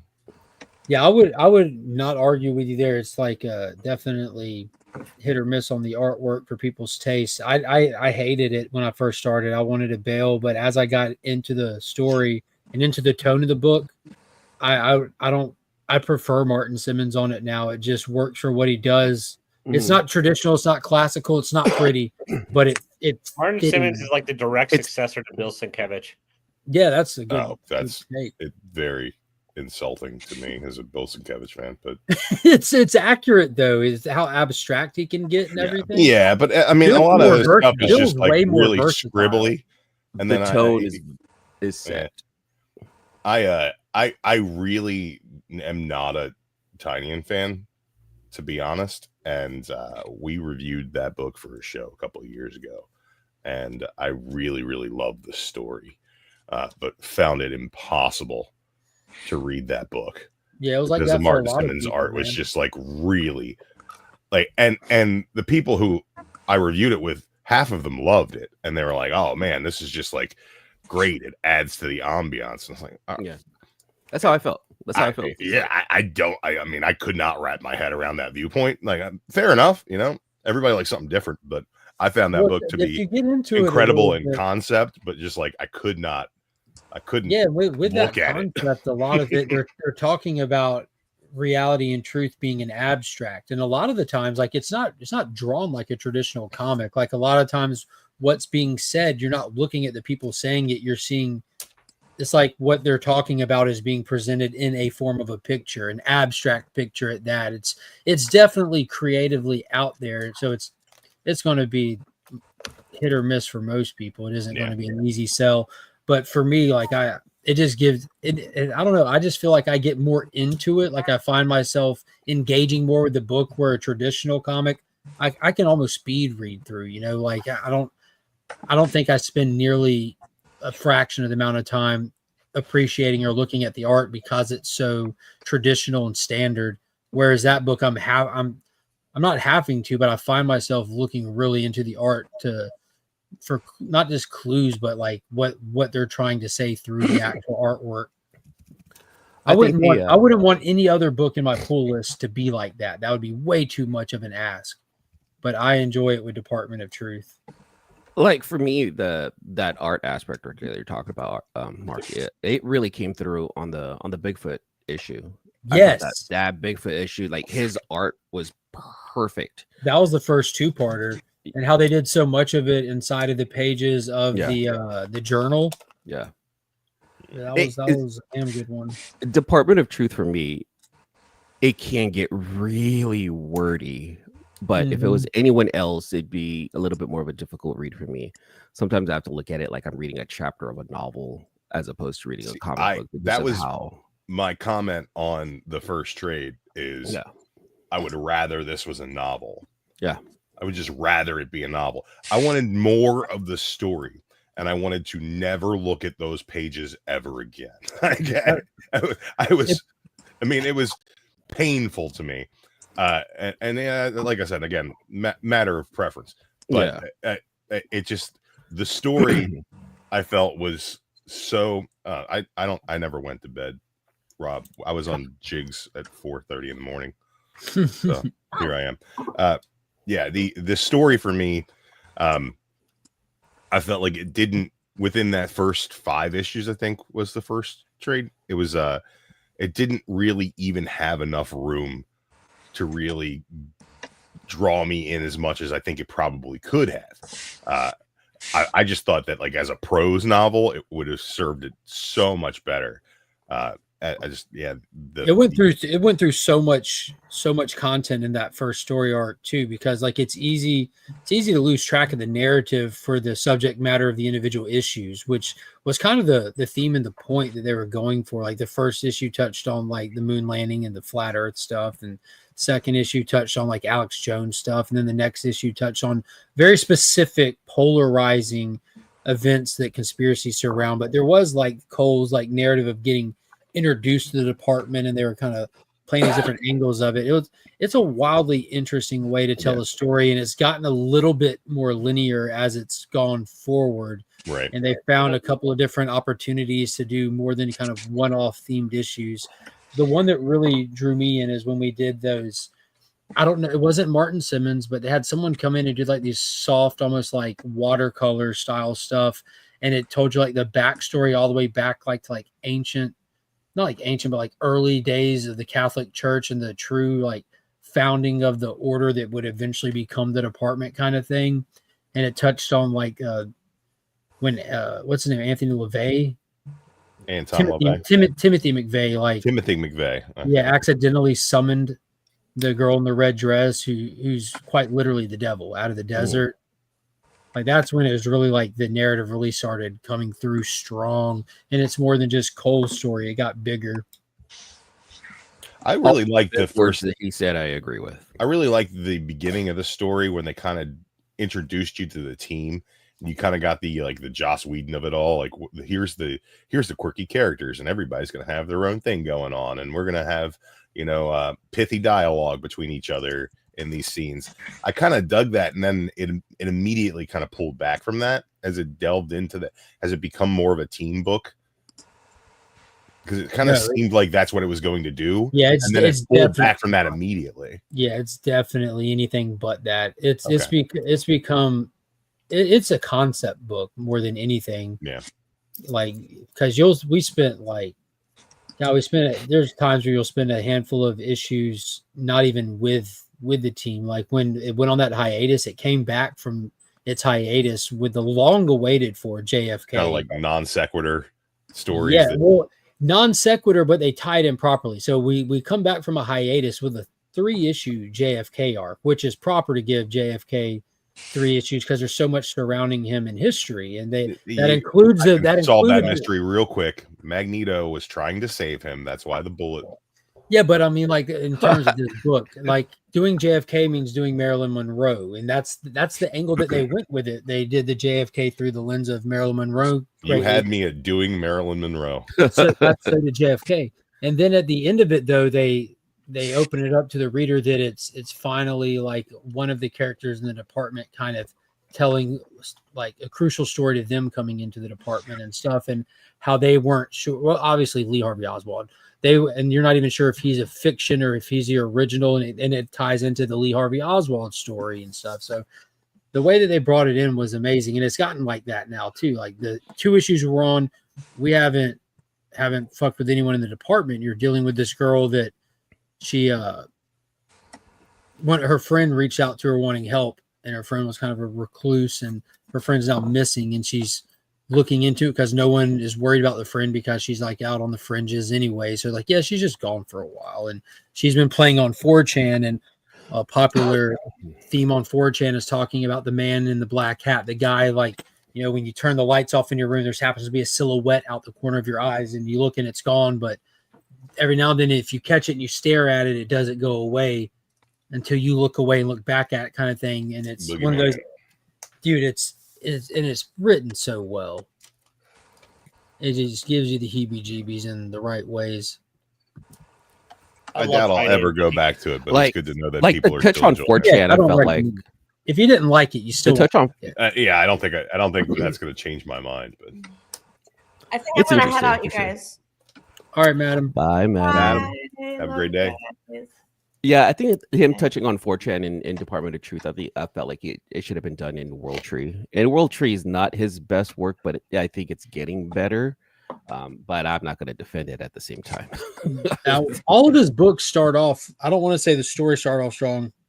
They start off with a good reader base. They start off with proper hype.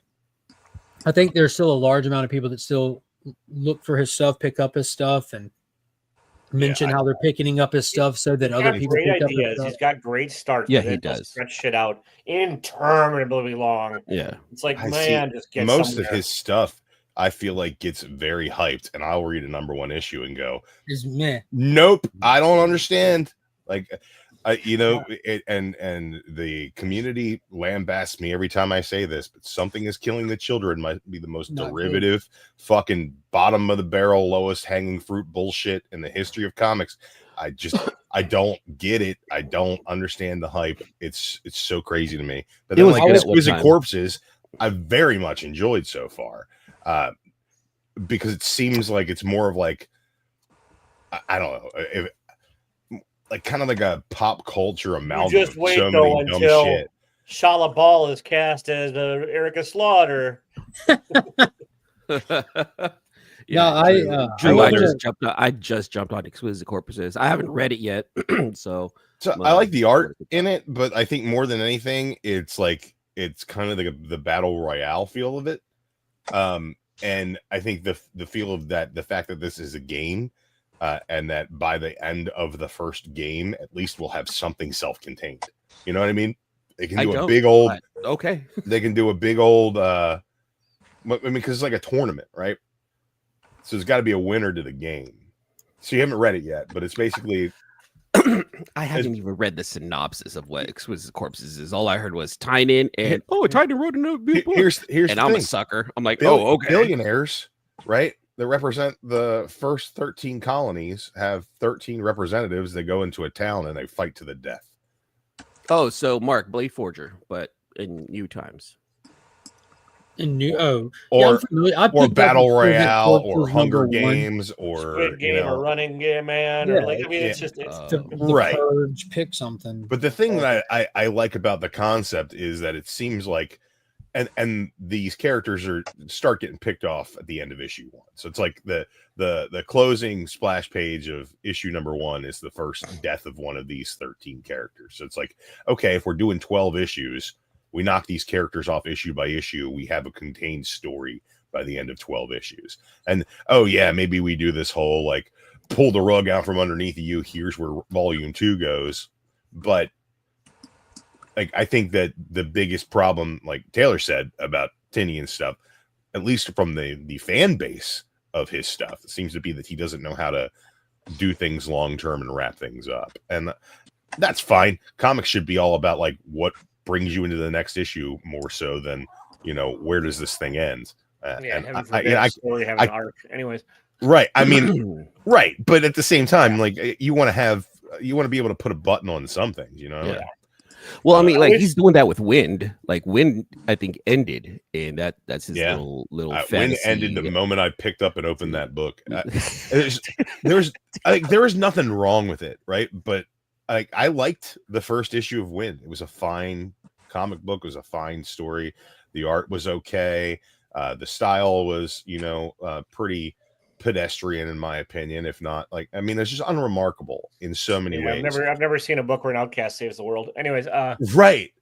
I thought that but going into Wind, it had all this like critical hype, and then I read it and I was like, is this critical hype only because the character's gay? Like, is that it? Is that like all of it? Like, because beyond that, it's so boilerplate that I don't see it. And then, like, there's nothing wrong with it. Wonderfully executed, boring ass normal fucking story. I wish Exquisite Corpses was drawn like an actual Exquisite Corpse drawing. That would make it much better in my book.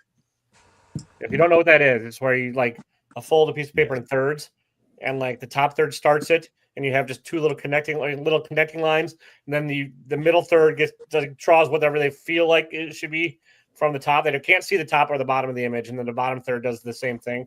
So you end up with like a wacky ass like 3-part drawing that's like not at all really related and kind of awesome. It would not make for a great comic, but I would prefer it because I At least it's like different. That sounds amazing. I read fucking Department of Truth, and in that first couple of issues, Martin Simmons took a giant shit in my eyes. That's called herpes. You should get that looked at. I was hoping it was just bacterial and not viral, but we'll see. So wait, you guys were talking about Transformers. So DWJ's done with Transformers. When's that end? Who?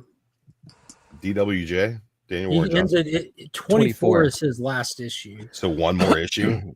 Yeah. Okay, and then Kirkman's taking over. Yeah, Kirkman and Dan Mora. I see. I'm excited for Dan Mora. When you said that, I got excited, but then the Kirkman thing has me a little bit put off because I haven't been reading any of the other Energon stuff. I've just been reading Transformers. Oh wow! And I'm fine with that. But I think that when Kirkman comes in, it's going to tie more stuff into it. I think, and it's going to probably make Void Rivals like required reading. Am I going to have to go back and read all those issues? To be fair, I would suggest to go back and read them anyways. Like it's on my to-do list, but like I know I buy so many comics I don't fucking read already. I know you're so busy. I think that Dan Mora sitting on the live stream till 4:30 in the morning. You do what I do when I'm catching up on reading. If I'm on a hangout stream, I'm sitting on there reading and just popping in to say something unnecessarily smart ass every now and then and go back to reading. Maybe when Dan Mora takes over, I'll finally be able to tell the Transformers apart. Yes.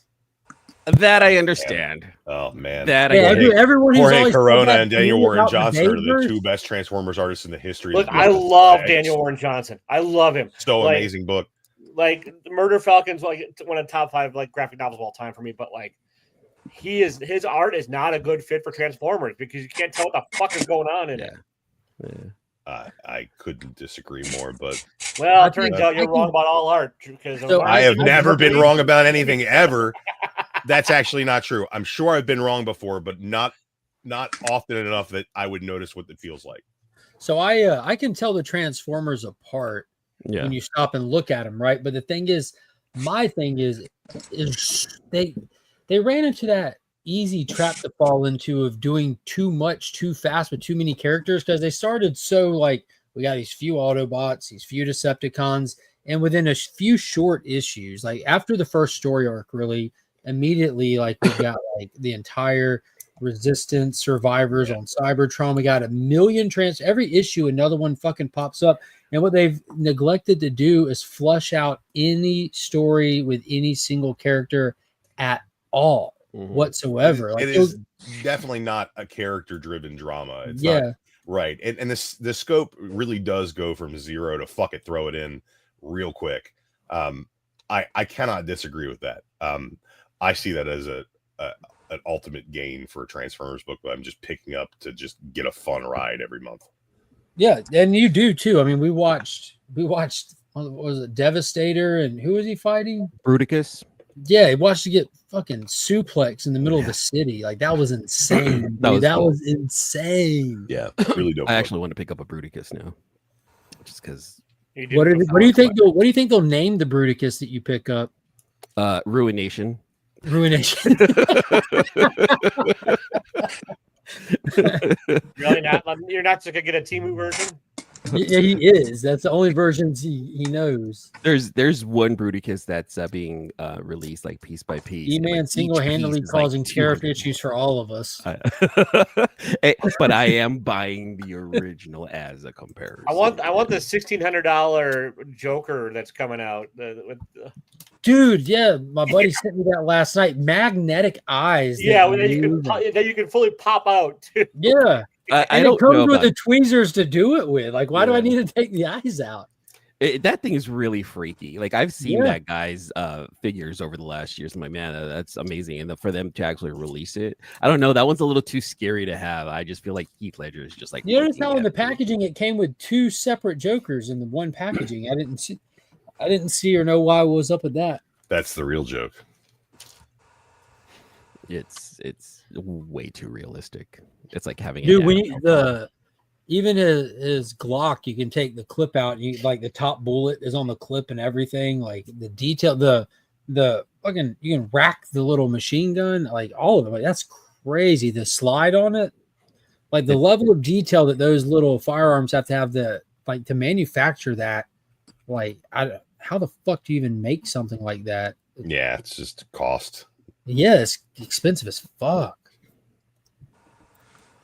But I'm not you're just getting a level of detail that's just elevated with that. I'm not a figure guy. I think it's cool as shit. There's no way I'd spend $1,600 on it. Like, no, I wouldn't spend $250 on this Jetfire that JB just sent me. That's a lot of money, man. I spent $400 on a giant ass Galactus that sits in his box.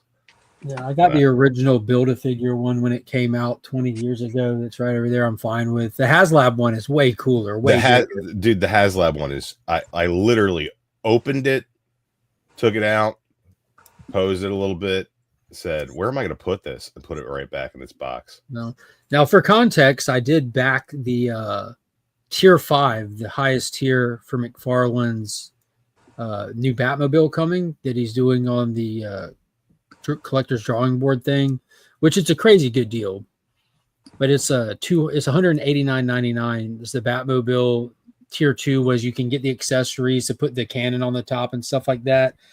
Tier 3 came with a Batman figure and a bat signal that actually lights up, and then the next tier up came with Batman, Superman, and Wonder Woman grayscaled after the Justice's Gray release, and then tier 5 adds a metal poster signed by Todd McFarlane, and tier 5 was a limited number because of the signatures. So all in for all that, a Batmobile, which is a first time ever made, so it's all original molds for all of this stuff. It's not, none of that's repurposed. 4 figures, a light up bat signal, and Todd's signature on a metal poster for $189 is a crazy good deal. But that's not bad at all. No, I still spent $200 though on toys though, so just the base number. Like, I got a great deal, and I also spent $199.99 on that fucking Avatar figure that he's baptizing people on. So on one end you get like this great deal. This other end you get a fucking Avatar Ikra and the dragon things that they ride that is a the already made mold, just a repaint. Well, here's the thing about Avatar toys is if you go to any Disney outlet anywhere, they're peg warming everything. You can get any Avatar toy ever made for a discounted rate at a Disney outlet. Not here. I don't have Disney outlets where I live. But the Avatar figures were sold here at like Second and Charles carried them. They carry McFarlane figures new, and which is like a sister company to Books A Million. Yeah, I know Second and Charles. Okay, yeah, they carried them new. That's where I was actually able, like the first place I saw them show up in the wild, and they sold out of them like super fast. Really?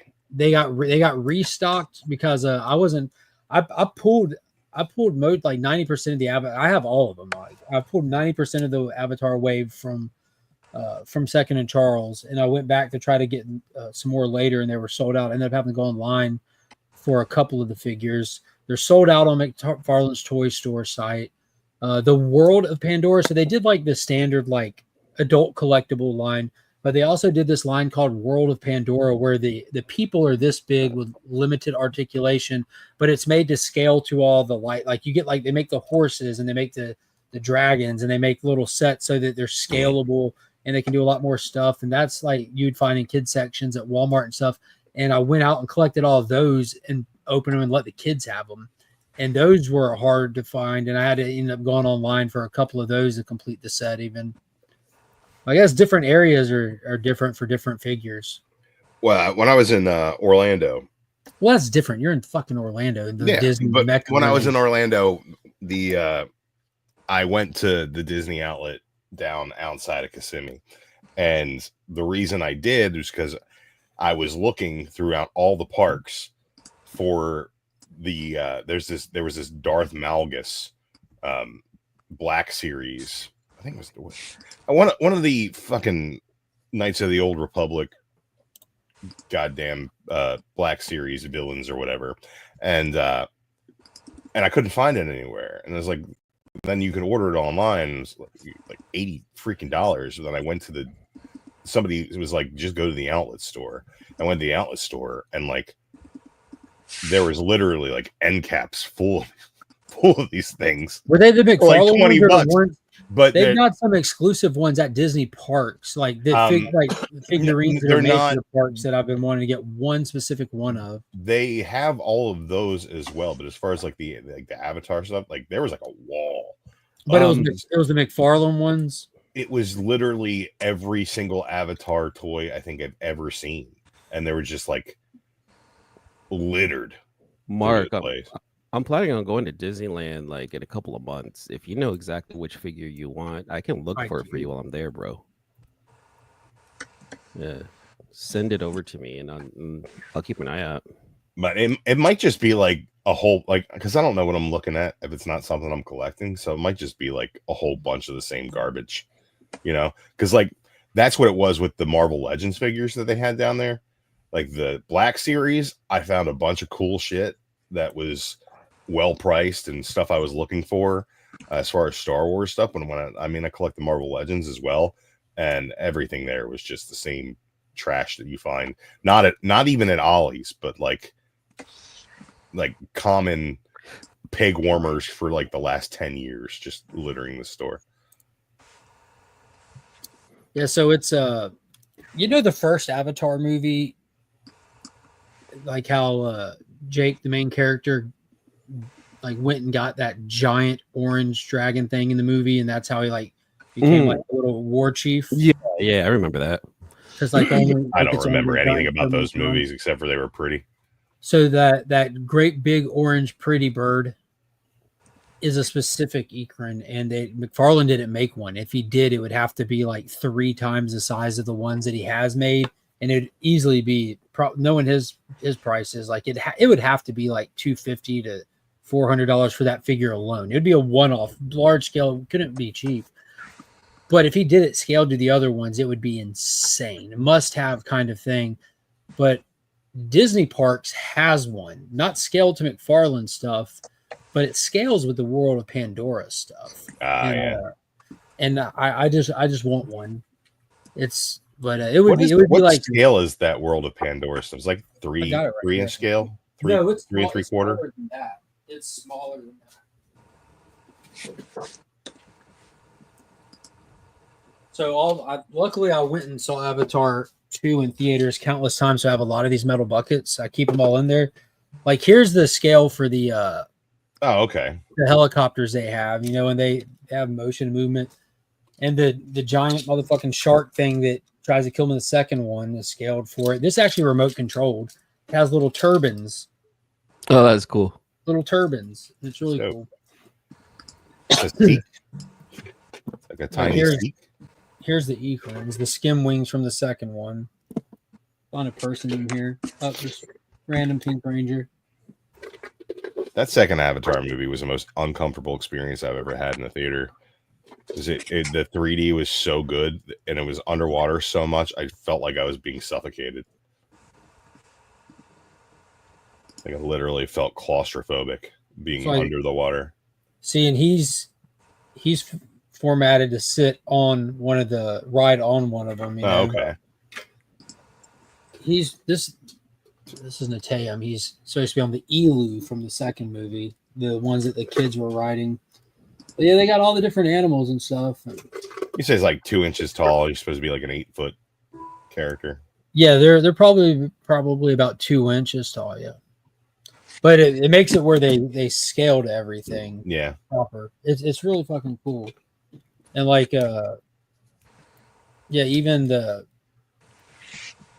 RDA equipment and stuff, this thing pops open and the person got Quaritch in there, he comes out of it. Nice. But they scaled the humans properly to it. While we're sharing toys, I guess I'll share my my desk mascot. This is Maggie. God damn.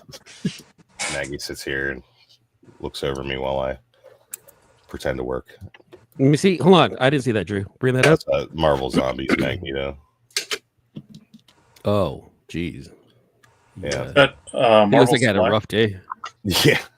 And he's missing some of the accessories. I got the helmet around here somewhere, but my daughter got it for me like as a loose figure for Father's Day when she was like 6. So I'll take it. Adorable. Yeah. Hey, he's a skeleton and an X-Man guy. Daddy'll like this. The people that tracks. The people that came with all these, a lot of them came in these. Like it's 2-sided, these little mystery packs, these little rocks you buy and open and not know what you get.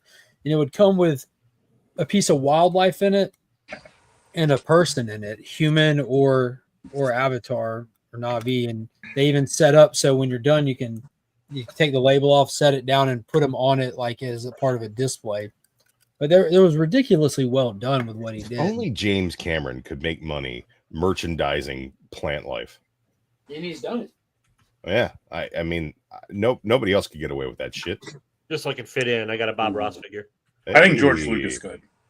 Oh, I got a little George Lucas made every single background random ass, this is some duct tape we threw together alien into a character that was marketable. But I have never once paid money for a Star Wars piece of fauna. The fact that he hadn't done it makes it seem impossible until somebody else does, because he did so much for taking any random shit and making a marketable toy. The arms even are on tracks, so they can move around the body, and you get more mobility out of them. It even has the knife in it that he pulls out and fights at the end. Of course, it opens up. Quaritch comes out. It's got multiple heads, mask on, mask off. It has a spare mask sitting in the back. It has all the displays are in it and everything. Yeah, that's ridiculously well made on pivot joints.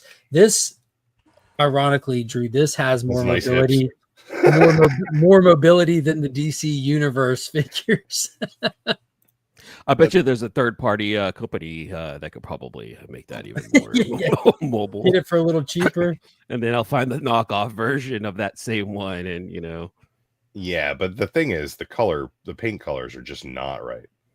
This you can look at it like no. If it was a knockoff version, you look at it and be like, something's off about that, but you wouldn't be able to figure out what it was. This thing is weathered. Drew, wait a minute. Like it's got all the weathering on it. It's got the scratch marks on it from where it's been in previous skirmishes and stuff.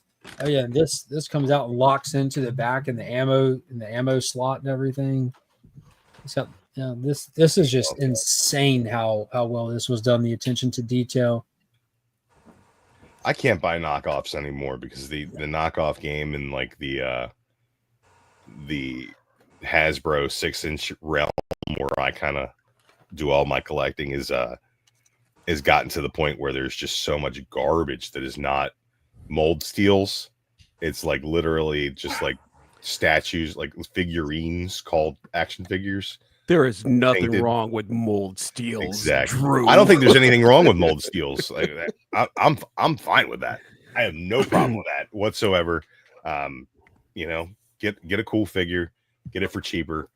But like, and that's kind of what I'm doing like right now. Yeah, I'm not gonna lie, but then I am gonna go back and get like the original one. Like this is the I said earlier, this is Studio 86 Optimus Prime knockoff, and I actually ordered the Studio 86 Prime, so I'm gonna have both a knockoff and a real one.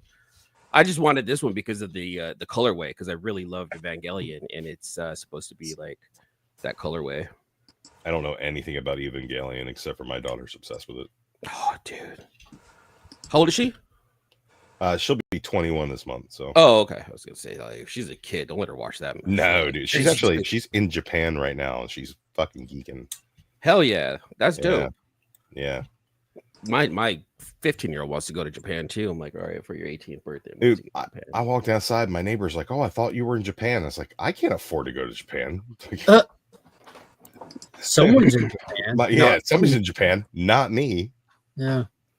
My kid, who eats nothing but chicken nuggets and buttered noodles, went on an international trip. I said to her, she's like, I'm going to go to Japan. I was like, what the fuck are you going to eat? She's like, they have potato chips, Dad. And I'm like, all right, I guess that's fair. They have vending machine hot ramen there in Japan. I think that's brilliant. Yeah, is it simply plain noodles covered with butter? No. With a sprinkle of Parmesan cheese? Then count my kid out. Oh, they count her out? Yeah, no, my daughter has the palate of a toddler. I was about to say, you're describing Finn. Now, Monkey will eat anything. Occasionally, a mandarin orange might find its way. Monkey loves trying food. Like she loves trying food. She likes most everything she tries. You won't hear her ask for it again because then, like, she thinks about to ask for it again. But if you have it, she'll look at your plate. What's that? And she'll just, no, I'm gonna try a piece. Like, seafood, ribs, steak. She tries it all.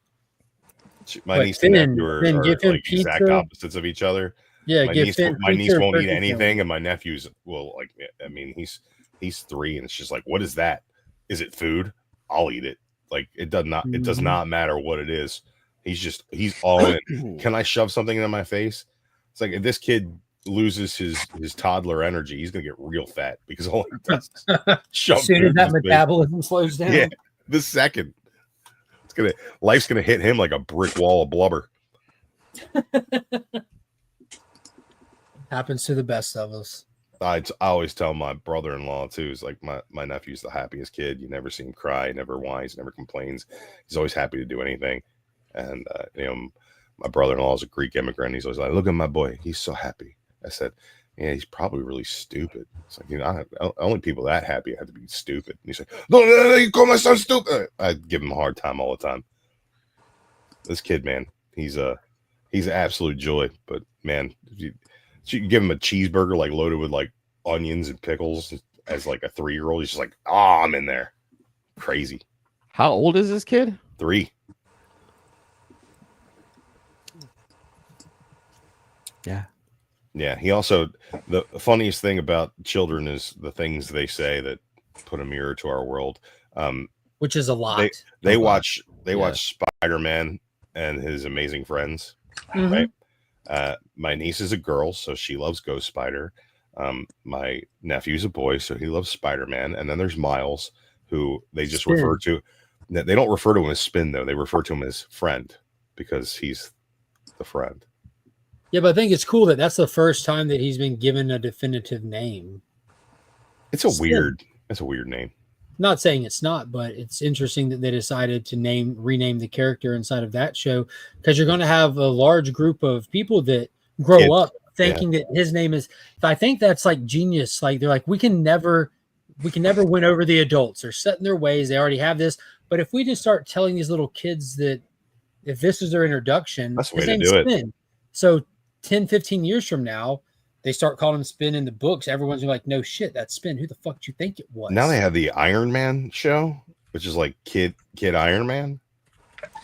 It's the same. It's the same animation style. They have the toys out and the exact same designs. It's just a new group of heroes that are being, introduced to these kids. But I think those shows, the most wonderful thing about it is like, you wouldn't think of the character that my nephew loves the most out of those shows as a character that kids would know. It's the Rhino. Like, my nephew loves the Rhino. He's a bad guy. He always let him watch Craven. Yeah, I should really let him watch Craven. Maybe we'll get a version of Craven in Spider-Man as Amazing Friends. You know what? I didn't mind. Did y'all see the movie? Craven? Mm-hmm. No. It's not bad, Drew. It's not. That's what I've heard. It's not bad, dude. Like I've heard it's not bad. If anything, I think it's the best one out of all of them. All of the Sony or movies? maybe second after maybe the first Venom. Venom 2 is fantastic. I think it's in all sincerity, it's fast paced. It's action packed. Aaron Taylor Johnson To not give you a chance to ask questions about what's going on. No, it definitely has plenty of faults in it, but it excels in other areas where you're forgiving. It's not. No one's going to say, "Oh man, this movie is amazing." You're signing up for an action movie about Kraven the Hunter from Spider-Man comics, and you get what you sign up for. It takes itself serious. The corniest shit in it is like the supporting cast character who they kind of try to write in like this little. Kind of a woo-woo story for, so that you have like this mystical element to the movie that kind of justifies the superhero of the movie. So it's not just a base movie. It has to exist in a superhero world. So that's their entry. Kraven the hero of the film? Kraven is not a good guy. Kraven is the hero of the film. It's bad guys against bad guys in the movie. There are no good guys in the movie. So it's Thunderbolt. In that sense, but there's no heroes in the movie. Good guys in Thunderbolt. No, I was about to say there's no heroes in this movie. That was not how it was marketed. Kraven is literally a manhunter. He just happens to be after other bad guys in this. Like they cross Manhunter or Manhunter. It's like if you watch a mobster movie about these two warring mafia families, who was the good guy? Really? There aren't fucking good guys. The cops at the end. And there are no cops at the end in this. There should be a little bit of bad teenager who was bitten by a radioactive spider at the end. Kraven fights to save the animals. He's out there like, no, Kraven is not fighting to save the animals. Kraven is he has a hit list of people he's trying to get to and kill, and it's about him fulfilling his hit list of people and why they're on his hit list. And he's like, if somebody's going to kill the great African elephant, it's gonna be me. No, there's one scene in the movie where these poachers are poaching some. I don't think it was rhino. It was like elk or still some shit. They poached some animals and took their horns, and Kraven goes and fucks them up. And it's not because they killed the animals. He didn't appreciate that. It's because they're on his fucking land. I see Morbius, I thought. Entertaining went and in the category of not that bad. I haven't seen Morbius. I don't know about that one. I think what the problem is that it had no reason to be, right? So anything they did that was slightly entertaining to me was a win. Whereas like Venom, on the other hand, those movies are so awful. I agree. The first Venom movie is unwatchable. The third one might be the worst superhero movie ever made. Third one was It's bad. really fucking terrible. The second one I enjoy because it's so garishly and cartoonishly bad that you can laugh at every single scene. Which one? The second one with I thought Woody the second one Harrelson was as literally Carnage. a cartoon brought to life, like the way they portrayed Yeah. Woody with the weird hair and the eccentricness. Like, dude, this is literally a cartoon, like a cartoon played by people. Every choice that Woody Harrelson makes is just like, really? Venom, who has a weakness to the sounds and stuff, going to an actual club, putting glow sticks on, dancing in front of spin. Like, this is crazy. The third one, I went to go see the third one in a perfect setting. I have a buddy that I met on Facebook years ago, like about a year before I got on YouTube, in a Power Ranger group on Facebook, and we talk like at least 3 or 4 times a week. Like we knew each other well. He came to America for the first time last year in November, so I was able to see him for the first time. He came, stayed a few days over here, he bounced around through Florida, went to the parks and stuff, came here and visited, and he wanted to go to a movie. Like, and then you got sick of him. You're like, I'm gonna show him Venom 3, so he goes the fuck home. No, like, well, this is what a lot of people don't think about. When you see so many people defending shitty media, no, when you see so many people defending shitty media online, a lot of times they're not from America, and there's a huge barrier when there's English isn't your first language and all these other things that you don't pick up on, the bad acting, you don't pick up on these weird mannerisms that aren't like, you don't see all the stuff that we would see. Just like if you go and watch a foreign film with subtitles or something, you're not picking up on what's off about the film. The whole thing is off to you. You're just picking up on the plot points. And so a lot of this, he enjoys almost everything. And he's like, he jokes with me about how I hate everything and stuff. But, the only thing that was coming out at that time, Venom 3 was the movie that had released, kind of thing. So we go to see it, and I hate Venom 1. I couldn't even get through it. It took me 3 or 4 watches to see the whole movie, and I wasn't even able to watch it from start to finish. I had to piece it together. Venom 2 was one of the worst superhero movies I had ever seen. Saw it in theaters, came out fucking hating it. So when I went to see the third one, I'm thinking, I'm going to go watch a bad movie. If I go in knowing I'm going to watch a bad movie, I enjoy it because I'm not watching it to see a good movie. I'm just watching for the stupid shit, and I didn't go into Venom 1 with that mindset. I thought Venom 2 was going to correct Venom 1. They got Woody Harrelson in here, and then we were all shocked with how bad it was. So this, I went in knowing what I was getting into, and I'm taking my homeboy, who I've known for 7 years, who just came to America to get to see his first real movie experience. And we went to the IMAX, and dude, the second that IMAX prompt comes on and they turn on the proper speakers and shit, I watched him like cower in his fucking seat. Like, it was literally an experience for him. So we just had a blast watching that movie from start to finish. It was corny. It was stupid. It had all the dumb tropes. Venom dancing in Las Vegas with the lady from the convenience store who just happened to fucking be there. Wait a second. Her happening to be there is not as nonsensical as the fact that we have like 3 fucking action sequences where he can't be Venom because the Codex will find him. But the second he sees Miss Chen, he turns into Venom to have a ballroom dance scene. Yeah. What the actual fuck? None of it makes sense. Yeah. But dude, I'll tell you what, I had such a good experience watching the movie, like knowing what I was getting into, getting to be there with my friend, that not only did I watch that movie again, I pre-ordered the steelbook for when it came out, which was a hyperinflated price on that steelbook.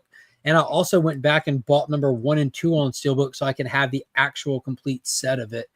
And my kids, for as That's much like as saying you got HIV but not full-blown AIDS, so you went so back. I've gotten to the point where I enjoy watching all of those movies. Now I still can't watch the first one for whatever reason. I just can't make it through it. But the second one, I decided to go back and watch again after I got the steelbook, just to see what I think about it now with this new understanding, because I like slop films. I like bad movies, but you have to go in knowing what Sharknado is. If you go into Sharknado expecting Troy, you're going to be disappointed. If you go into Sharknado expecting Lloyd Kaufman, Roger Corman cinema, you're going to enjoy watching it. You go in, you're in the mood to watch that kind of movie, and you know what I mean? There's I definitely feel that. Movies. Yeah, so that's literally how I watch those movies, is in line with like some trauma shit or some Roger Corman stuff or sci-fi special. Like Mega Shark versus Mecha Kong bullshit, you know, and yeah, asylum. I've been rewatching all of the Fox X-Men movies. Oh, I love those things. And to be honest, with all of the superhero movies that have come out in the last 10 years, people who are still shitting on Wolverine Origin, you're missing out on a great fucking missing movie. The fuck out, dude. A great fucking movie the whole with time unfinished CG and massive studio interference. That movie is like has so much to love about it. Yeah, pound for pound, amazing movie. It's so fun, nonstop. The characters in it are awesome. The feats, like you actually get to see the intro to Deadpool was amazing, and like that's the same Deadpool that you get in the other stuff, spot for spot, right? Just minus the costume.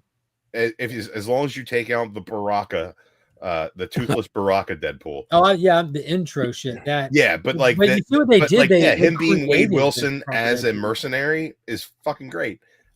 Blob in that movie. Yeah, Fred is awesome when he puts his hand down the tank and everything. Yeah, before he got that one line of dialogue when Kessler like shakes his head about the tattoo, he just looks over. I love her. Yeah, where he got a girl tattooed on his arm. Wraith in that movie. Fucking Will.i.am is in that movie, and it's not bad.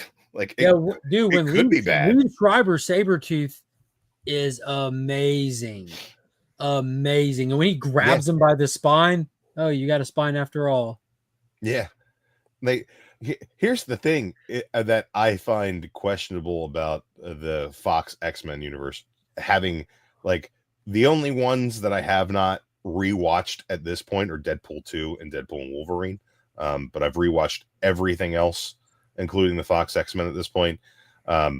And eventually I'm going to start watching The Gifted because somebody told me I should, and I don't believe them, but I'm going to do it anyway. I've never seen it. I mean, you know, network TV superhero show. 9 and 4. Yeah, no thanks.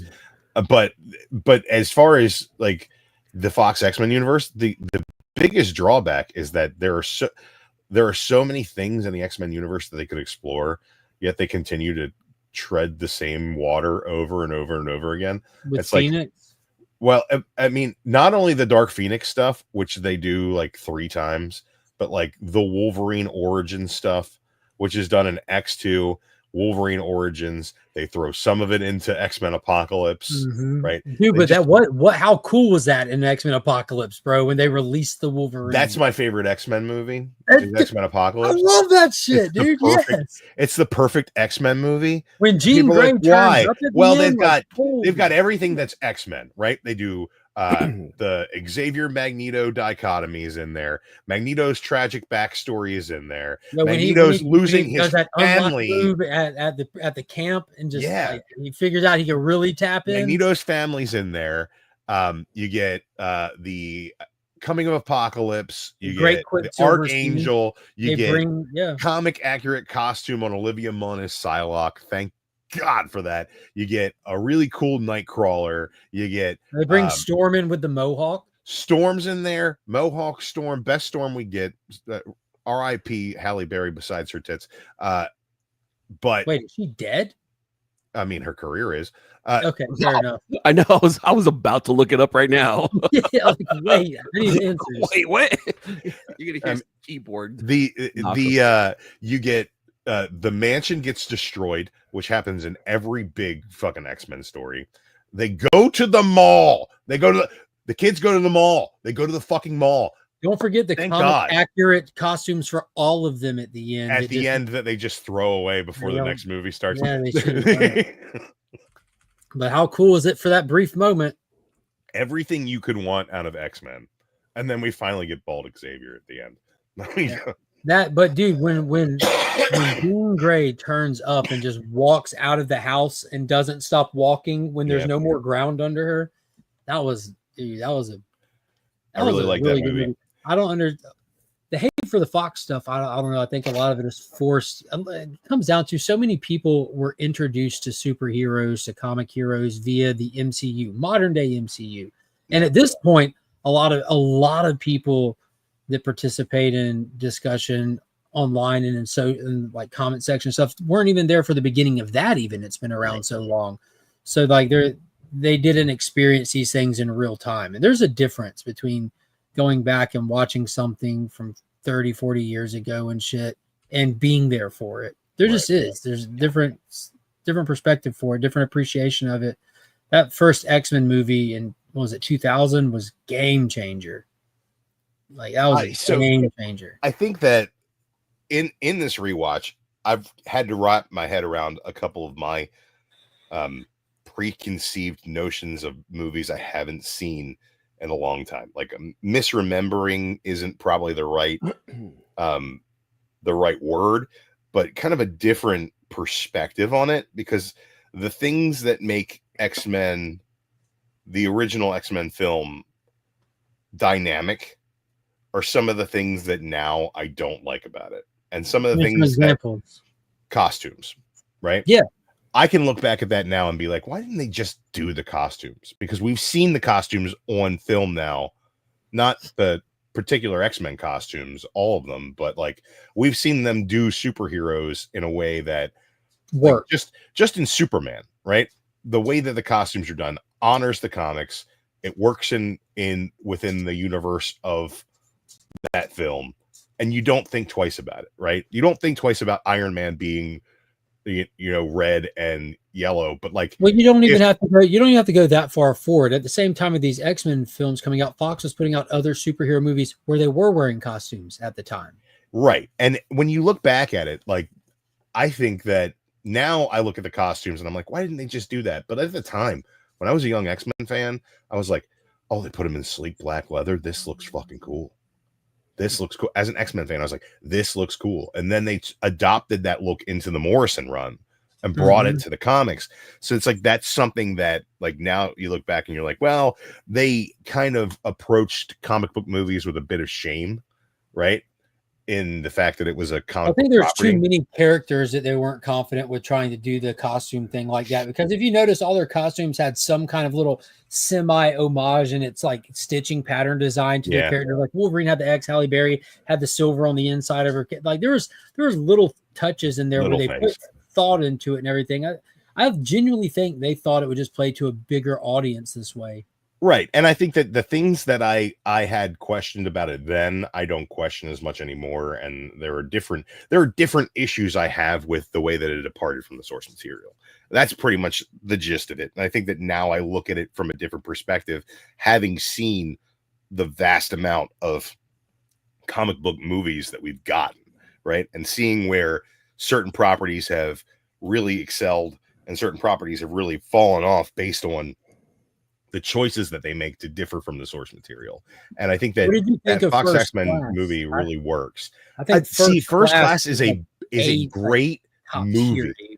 It is a great movie, but I think it differs from the source material so much, and also has so many things in the timeline that, like, Days of Future, like the whole thought process that Days of Future Past fixed the timeline.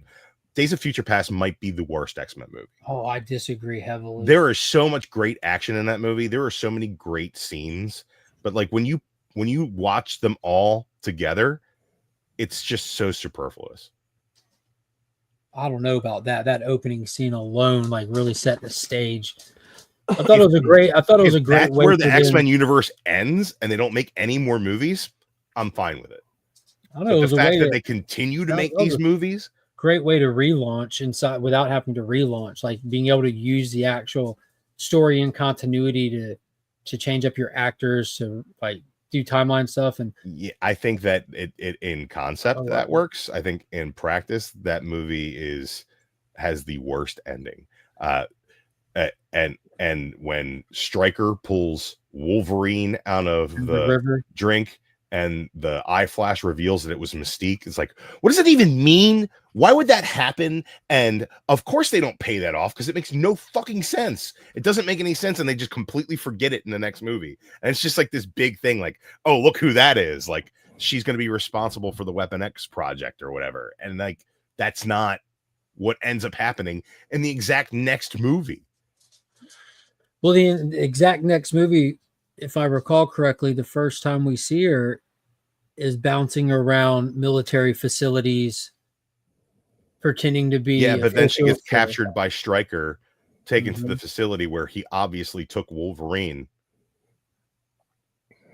and he's like, I know who you are, and she's like, who are you? Like, that's like, she doesn't know what, if she impersonated him to pull Wolverine out of the drink, right, and have control of him at the end of the last movie, she would know who the fuck he was. She would know what Alcohol I Like was. She would know what they were doing there. Like, none of that all gets thrown away and completely ignored because it was just really dumb, right? And say what you want about the action sequence at the end of that film, but putting some metal inside of the Sentinels so you can control them physically does not allow you to manipulate their programming. So you can't. Magneto could not have accessed their programming and remotely controlled them as, you know, that's just not. Yeah, there's a lot of really, I think that was dumb shit in that movie. I think that was my favorite on-screen Magneto suit. The one in Age of Apocalypse was amazing, but it had that flair of Apocalypse to it, where this one was simplistic and just the colors were right. It was nice. It was real. I don't think there's a bad on-screen Magneto portrayal. I think that they're all great. I will tell you that in Days of Future Past, the whole broken Xavier's now like a junkie for anti-mutant serum. Like, what an absolute waste of 45 minutes of a movie to retread dumb shit with a character that should be past that point. And they could have done so much more with that movie if they just took that out of there. And Beast being able to change at will, I will never understand that. The being blue and furry is a consequence of his hubris. It is part of the character. Him being able to turn that off, you know why that is. Nicholas, if you look at, because you got to think bigger picture, because where the films operate from. So at the same time, you had Warm Bodies coming out, Jack the Giant Slayer coming out. You want Nicholas Hoult to be seen, and at the same time, you want to reserve a budget. So they were able to kill two birds with one stone. It's why, like, in superhero movies, you have that classic trope of Spider-Man has to have his mask off all the time. I hate that. Everyone hates it, but it isn't like none of us don't understand why it happens. Well, it happens a lot because, and it's not so much about the studios wanting a bankable star, because that happens with a name on the marquee. By the time that people are seeing the movie, they already know who the star is, right?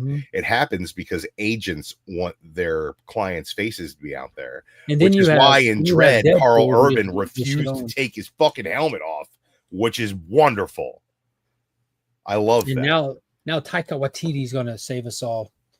Well, that's my biggest problem with that's my biggest problem with Batman in the Snyderverse. Is that he parades around without his mask on and tells everybody he's Batman. It's like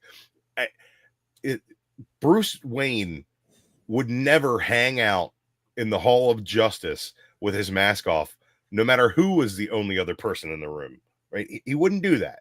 It's not happening, right? He's got to be in the cave, and Alfred's got to do a fucking security check before he takes that damn mask off. But Ben Affleck is just kind of flaunting around having coffee in every scene. Like that to me is like, that breaks my suspension of disbelief. You know what I mean? And that's something that the Beast thing does. I think they do a good job in Dark Phoenix with the Mystique part, when she literally was like, I don't want to put this fucking makeup on. And she had that Hunger Games money and didn't have to if she didn't want to, you know? So I think they did a good job working around that, like putting a suit on her and, you know, because she's a shapeshifter. That makes sense.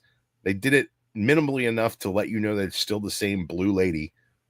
But overall, I think that they really dropped the ball with a lot of things in Days of Futures Past, and people love that movie. The things that I like about that movie are the action sequences in the future. I think all of the Sentinel fights in the future are amazing. Yeah, super good. Great cast as well. Ian Great McKellen is so great as Magneto in the future in that movie. I love the emotion he brings to it. I think the casting is really good.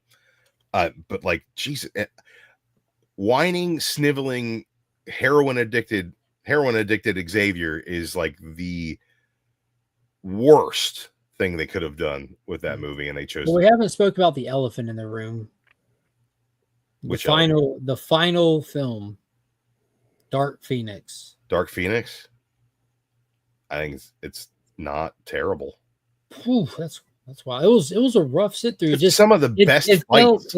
It felt super disjointed to me. Not necessarily like it's one of those ones that I feel like you can easily see like the production had issues as you watch it. And, my biggest question with that movie though is why are we doing aliens but not just saying Shi'ar? Like, I don't know. When Magneto crushes that fucking train, say Shi'ar. That was dope. Like what is the point of making these random ass generic aliens when there are a litany of alien species and alien governments within the X-Men mythos that you could have just drawn from? Right? I don't know. They might have had limitations on their end, legal limitations. I don't know. That just seems like something to me where somebody at the studio was like, "What? How do you pronounce that word?" Well, Shi'ar. Well, how are we going to explain that to people? Like, you don't have to. You just call it. Should have called this live controversial takes. That's every time we get together. Jonathan, I saw your comment on Pop's Addict's post. I think I sent it with him about the David Nakayama Gwynnumverse book that you missed out on. Message Pops. I sent another one to him. I knew I had another one laying around here. I dug it out. Message him so he doesn't post it if you want it, Jonathan. I think it's with him. Finding good stuff. Yeah, you'll find comic books no cheaper than through me. I think Dark Phoenix is watchable. I think it's like it's one of those things where it doesn't really need to exist. We didn't get a Quicksilver scene in it. That's unforgivable. That's true, and that's when I went back to X-Men Apocalypse. It also has a badass Quicksilver scene. Yeah, like it's amazing. It's got right. It's like what's the Mad Libs of making an X-Men movie? How did they top the scene breaking Magneto out? Well, let's do it in a bigger place with more people. Right. Let's put add a fish. Yeah. Dog eating pizza? Sure. Yeah. The blanket, like, dude, it was amazing. The sad part is the reality of it is like you get caught up in how good that scene is, and you don't realize when he rolls up in there that Havoc is dead already when he gets there, and he's just right outside of his line of vision in the fire. Yeah, well, he was already dead. Just did. Yeah. Yeah. You know what? I think the strength of the Fantastic Four and what it did at the beginning, where it's just like montaging the villains they fought. Like, there is no reason why we can't have a super dope Juggernaut destroying the mansion scene with a CGI Juggernaut being absolutely killer and have it just be a footnote in the next X-Men movie. Like, bro, you can do all of those things. I really enjoyed Vinnie Jones at the time when I saw X-Men 3, which at the time Brett Ratner's X-Men 3 was weird because we had Bryan Singer's tone and style and feel, and it was such a departure when you get to X-Men 3. I'm like, dude, this is like Rush Hour with X-Men. And that's what it really felt like.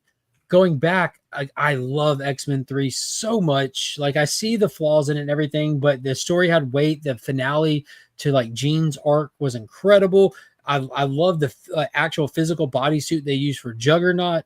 There's a lot of really good stuff in there. And again, Magneto does a lot of cool shit in there. Yeah.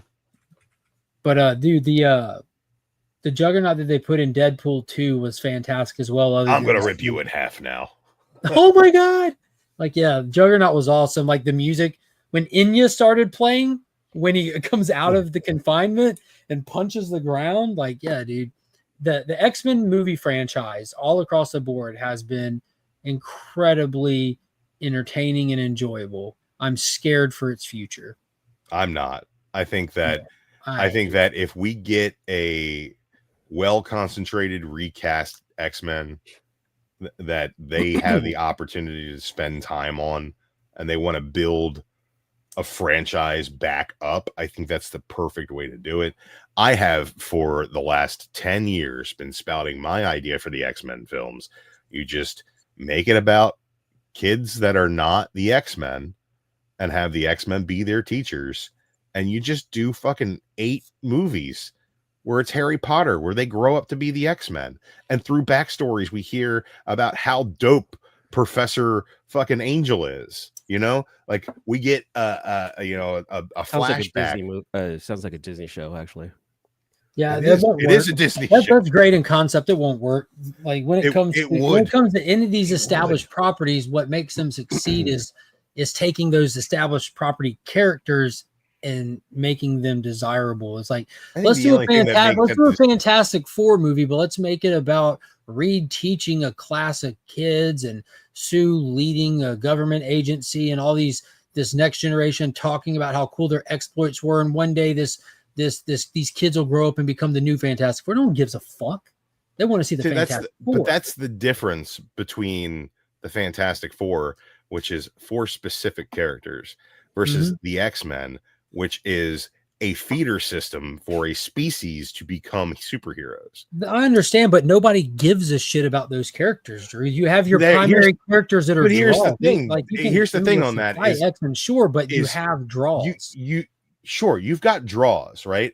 Yeah. But everybody who's an X-Men fan from the comics wants to see Cyclops given justice, right? Yes. Right? Yes. Everybody who is an X-Men fan from the movies just wants to see Wolverine. They don't give a shit about anything else, right? Very true. All the basic normies know about the X-Men through these Fox movies is that Wolverine and apparently Magneto and Professor Xavier are like the most tempestuous closeted couple that has ever existed. Yeah, it might be. But outside of that, they literally every time they try to explore something else, they're like, well, let's do Dark Phoenix. I mean, but you look at like New Mutants, which was say what you want about the problems that movie had with the Fox sale and promotion. It was a good on its own merits movie. It is a good movie. If you didn't know that this was attached to X-Men, if you're just like watching this horror style movie, this psychological style movie, these kids that are in this asylum because they have these abilities, it's fucking awesome. Alrighty, man. I gotta go. No, dude, Talk to you guys later. Hey, man, good to see you. From an actual marketing standpoint, like finding your audience and stuff, I think the only way to make X-Men work right now is if you properly tap our childhood. And that's because the people right now that have money, that show up, that pay to see shit, that buy things, we love the 90s X-Men. I'm not saying the comics were the best era for comics. That era, those characters, that team is peak. It just is. Beast, Gambit, like it's peak. But I can also say to you this, like if you have the right cast and the right script and the right director, people will care about what you put on screen, not what they came to see. Okay. And it might be a marketing issue to do that, but I think with like the Harry Potter model, where you watch these kids grow up and you invest in these characters as they grow, but the winding political intrigue and the history of the adult characters coming into play at every turn of the story is this thing that like you get the point of view character for the kids to jump in, you get the drama that will involve the parents when they watch the movie with the kids, and then you get and if you're doing it properly with stories sourced from the comics, you're going to get all of the nerds, because the second you do a flashback scene, like I think the power Are you of expecting these kids to actually get into any of I don't expect the plot? I don't expect any of this to actually happen, but no, I get that. I'm just saying they would hypothetically. So they would, right? So like we've done this. We've done this with X-Men though, right? Because the first one you had like Rogue, Bobby, Pyro, all students of the teachers that eventually grow through that trilogy. They're training, they're on the team by the third one. You even have the division of the ideals of the students, and one goes to the Brotherhood. Even in First Class, the entire thing is about the teachers with the class having to be forced to suit up to do something that they didn't think. So that they clearly have done a version of that, not necessarily to that same degree. Dustin or Nick, Dustin and Nick say today's model of growing up wouldn't work. Go to high school, struggle through it, live at home for 2 years, and start an OF account. Yeah. dude, if I'm watching an OnlyFans with some sort of lizard mutant girl, sure. Where does the tongue go? Like, Where's the tongue come out of? Where does the tongue not go? Yeah, very fair. I just think I agree that they've done that, but I think that they should approach it because like everything about the X-Men put aside, it's a story about a boarding school full of weird kids. Yep. You know, if you go that far off the beaten path, though, there's no way in hell it won't be like panned, tanked from inception. From you're not tone deaf. You know how. I realize that. I just I know that it's legitimately the best way to go about it. No, you know how the culture works, though. You know what I mean? Yeah. Like how if they attempt to do this, if they begin to start, as soon as word comes out that this is the concept for it, immediately the 1 million+ channels that just like drag all this shit all the time, they'll be doing that to begin with.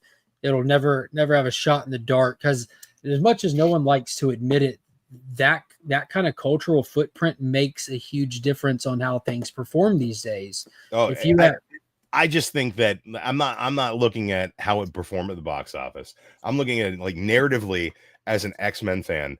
How do you give me everything that I want out of an X-Men experience?